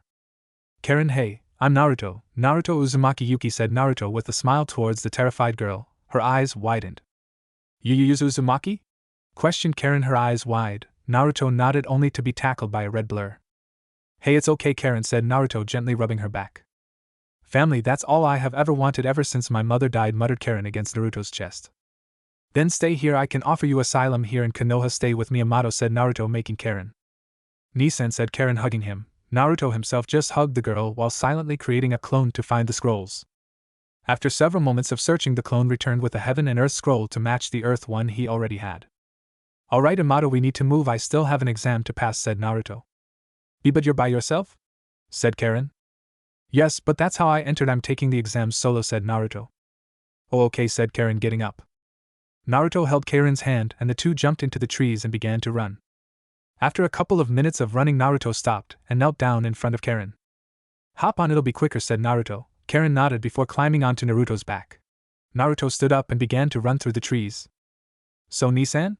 Began Karen, getting a nod from Naruto to indicating he was listening. How did you use that Kirigakure no jutsu, hidden miss jutsu? I thought only ninja from Kirigakure could use that jutsu. Questioned Karen, her chin resting on his shoulder. I spent 6 years training away from Konoha under many different sensei, one of whom was a former Kiri nin and a former member of the Seven Swordsmen, said Naruto. Karen nodded. Who else did you train under? Questioned Karen. Not really something I want to get into right now, said Naruto, getting a nod from Karen. Naruto then spotted a trio of Kusa nin wandering around on the forest floor. Those bastards, growled Karen. You know them? Questioned Naruto. They picked on me relentlessly because of my red hair, said Karen, glaring at her hair. Naruto put her down. Well, then it looks like it's time for these bastards to learn what it is to cross my family, said Naruto, dropping from the forest floor. Oh, assholes, back here, yelled Naruto, pulling out his bow. And who the hell are you? Questioned one of the nin, glaring back at Naruto. The big brother of the woman you teased for her hair color, declared Naruto, pulling out a trio of arrows and notching all three. You're such an idiot, there's 3 of us and only one of you, declared the obvious leader. Well, that is true, but perhaps you miscounted, said Naruto, letting all 3 arrows fly at the weakest link of the team of 3. All 3 arrows hit their mark 3 spots up in a straight line up and down the chest. Hayatan Hiryu no Jutsu, Ice-style Ice Dragon Jutsu, called Naruto, a dragon forming out of ice and flying at the other member of the trio of Kusa nin. The guy tried to jump out of the way only for the dragon to follow him, swallowing him whole before smashing apart, revealing the man perfectly encased in ice. Because I only count 1, said Naruto, glaring at the man who by now was looking terrified. What are you? Questioned the man. I'm your death, declared Naruto, ripping the huge sword off his back before running forwards and slicing the man from his left hip to his right shoulder. That was for Karen, declared Naruto, looking down before looking for the scroll, finding a heaven one. Naruto jumped back up to Karen, once again leaning down so she could hop onto his back. Once she was on again, Naruto took off, heading in the general direction of the tower. After a few moments, Naruto stopped dead on a tree branch. What is it? Asked Karen. I'm going to need you to go with my clone, said Naruto before flipping through hand signs. Why? Questioned Karen. Because I need to go and see some people who might not be nice to you even with me, said Naruto as the water in the air around him formed a clone which took Karen's hand. Don't worry, he will take you to the tower where you'll be safe, said Naruto with a reassuring smile. Karen nodded and jumped away with the clone. Naruto himself turned to the west and began tree hopping. Within moments Naruto stopped and dropped to his knees to hide as he watched 3 people wander aimlessly around the forest looking vaguely lost. Naruto stepped off the branch and fell to the ground. Landing in a crouch with a loud thud, he looked at the 3 surprised people in front of him. And Naruto? Questioned the black-haired girl among them. Hey you lot, said Naruto standing up. Naruto yelled, the girl running forwards and tackling Naruto to the ground. Hey Kin, how are you? Questioned Naruto, only for the now crying girl to punch him in the chest. He said you were dead, he swore to us you were dead, where were you? Questioned Kin, punching Naruto in the chest while the other 2 members of the team settled for glaring at the blonde. I'm sorry guys, but it was beyond time for me to move out. I only stayed so long to secure your freedom from the more deadly of his experiments, said Naruto. Why now Naruto, why show yourself now? Questioned a borderline mummified genin looking at Naruto shaking his hands around. Because I needed to speak with you, preferably without him around, said Naruto. About what? Questioned the mummified genin. You leaving Ato and joining Konoha, said Naruto as Kin pushed herself off Naruto. Naruto, you can't be serious, we work for one of Konoha's biggest traders, why would they simply just let us join Konoha's ranks? Asked the last of the genin. I'm perfectly serious, Zaku, and I am, because if you agree to reveal what you know about that snake I can offer you asylum here in Konoha under the protection of my clan, and even Orochimaru isn't stupid enough to attack a whole village for 3 genin, said Naruto. Naruto, he began Zaku. He already plans to attack Konoha. Yes, I know you underestimate me, Zaku, I still have spies in that village, said Naruto with a smirk. So why do you need us? Surely your spy can provide all of the information you need, said the mummified genin. I don't need you 3 for anything, Dosu. I want you 3 here because you are my friends and some of the very few decent people of Ato, said Naruto, giving his mummified friend a deadpan look. All 3 of the Ato genin thought for a moment before looking back at Naruto. What do we have to do? Asked Kin. What scroll do you guys have? Asked Naruto. We have an earth one. Why? Asked Zaku. Naruto reached into his pouch and pulled out a heaven scroll and tossed it to Dosu. Get to the tower as soon as possible and stay safe, you 3, said Naruto, getting a nod from all 3 before he froze and shattered into shards of ice. Hashtag the next day. Hashtag. Naruto walked into the tower. It was relatively early morning and Naruto had woken up not an hour ago and finished his trek to the tower. Oh Haku-chan, hey, said Naruto, noticing his girlfriend standing just in front of him. And morning, Naruto-kun, said Haku as she turned around, rubbing the sleep from her eyes. I see the forest was no trouble for you, said Naruto, stepping up to her, throwing an arm over her shoulder. Not at all. What about you, Naruto-kun? Questioned Haku, kissing Naruto's cheek. Kinda boring actually, declared the blonde. Chapter 18, Chunin Exams 4. I don't know, Naruto. Naruto was laying back on his bed doing nothing, simply waiting for time to pass. He had got into the tower 2 days ago, and he still had 2 to wait, and he wasn't allowed to leave or he'd be disqualified, and that he didn't want that. Knock, knock, knock. Then came a knock at his door. Naruto, not expecting anyone, got up and walked over to the door, before opening it. Hello, Naruto-kun, may I come in? Asked a voice from the now open doorway. Well, I don't really have a choice in that now, do I? Asked Naruto. Quite so, said the person walking into the room, Naruto closing the door behind him. So what can I do for you, sensei? Questioned Naruto, sarcastically calling the man sensei.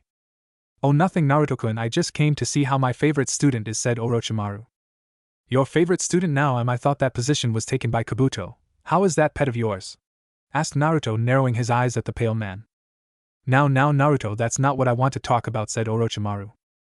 Oh, what do you want to talk about? The fact you want the Uchiha for his Sharingan? Or maybe the invasion you have planned? Asked Naruto. You seem to know a lot of my plan, Naruto-kun, maybe I should kill you and be done with this, said Orochimaru, narrowing his eyes at the blonde.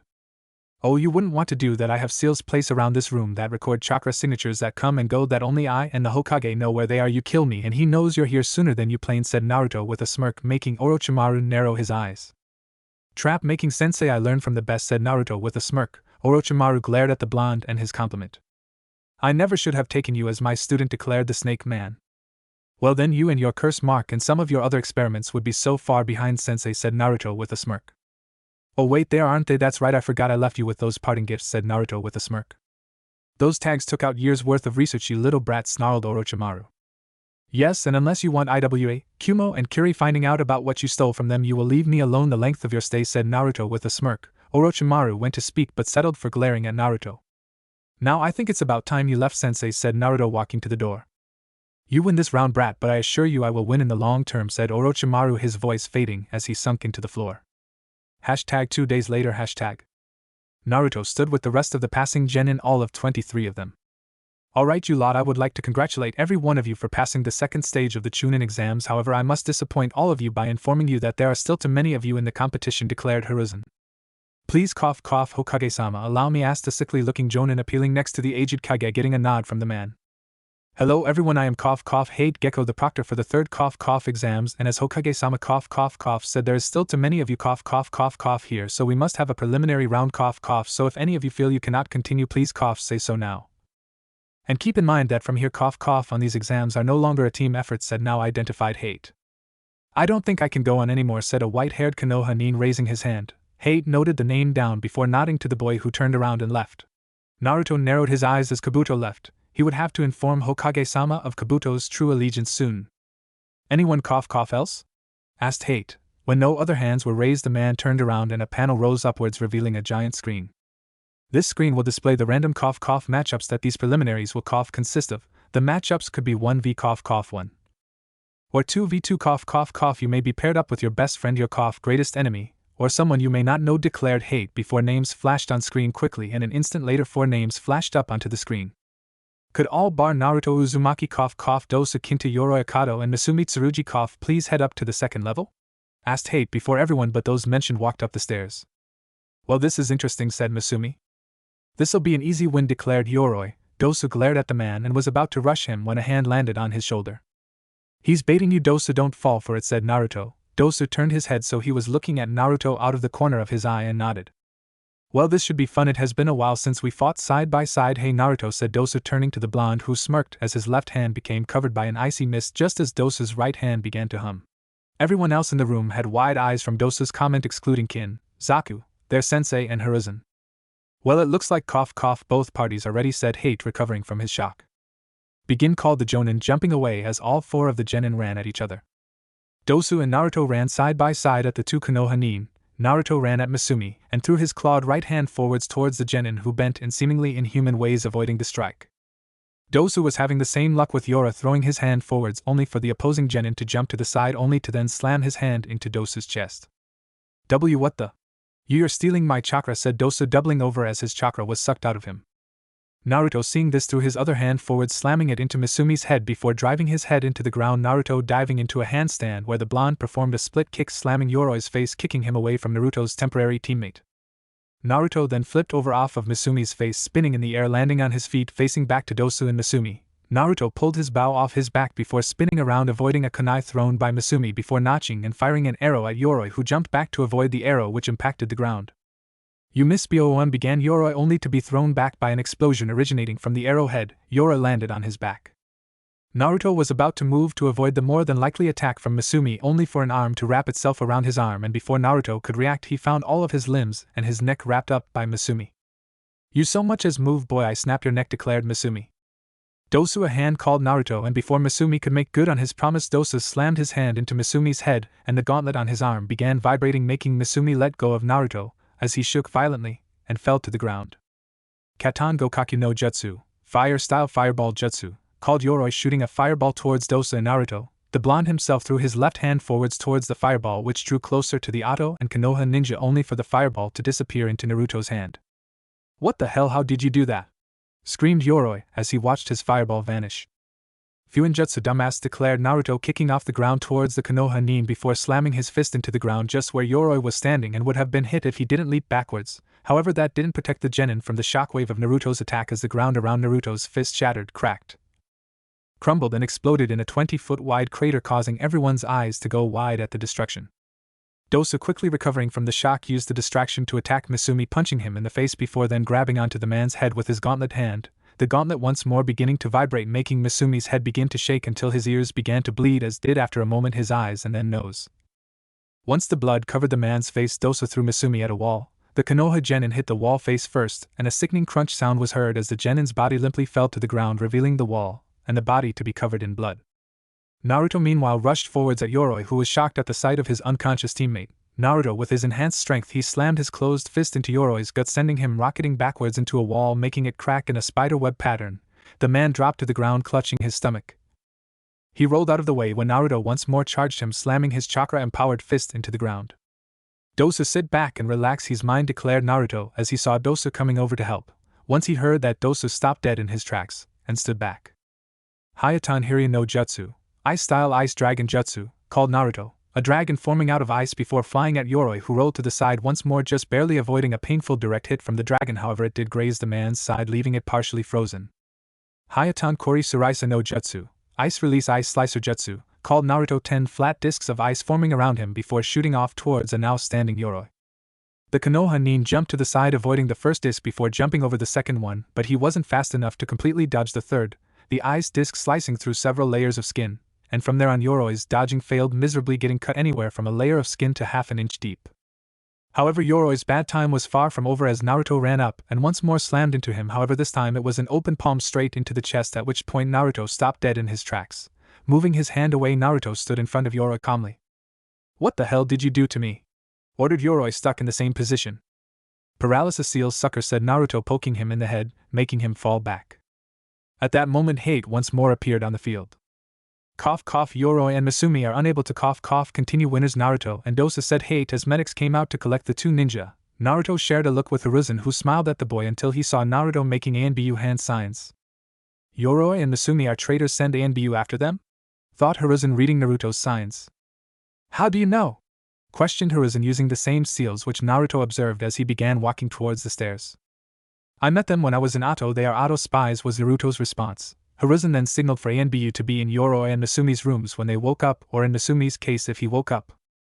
Enko, who stood nearby the Hokage, saw none of the ANBU signs, having been lost in her own world. "Him, it could be him, he is the only other person in Konoha who I know has any Fuinjutsu knowledge, but how would he know Jiraiya-sama couldn't work out how to remove it? I have to talk with him," thought Enko to herself. "Next match, cough cough cough cough, Tenten v Tamari, please come down here," called Hate. What if Naruto was the Ice King of Konoha Chunin exam? Thanks for watching my video till the end. If you enjoyed this content, then do consider subscribing to my channel, and leave a like if you guys need the next part. Comment down, and thanks for watching the video, and see you guys in the next video.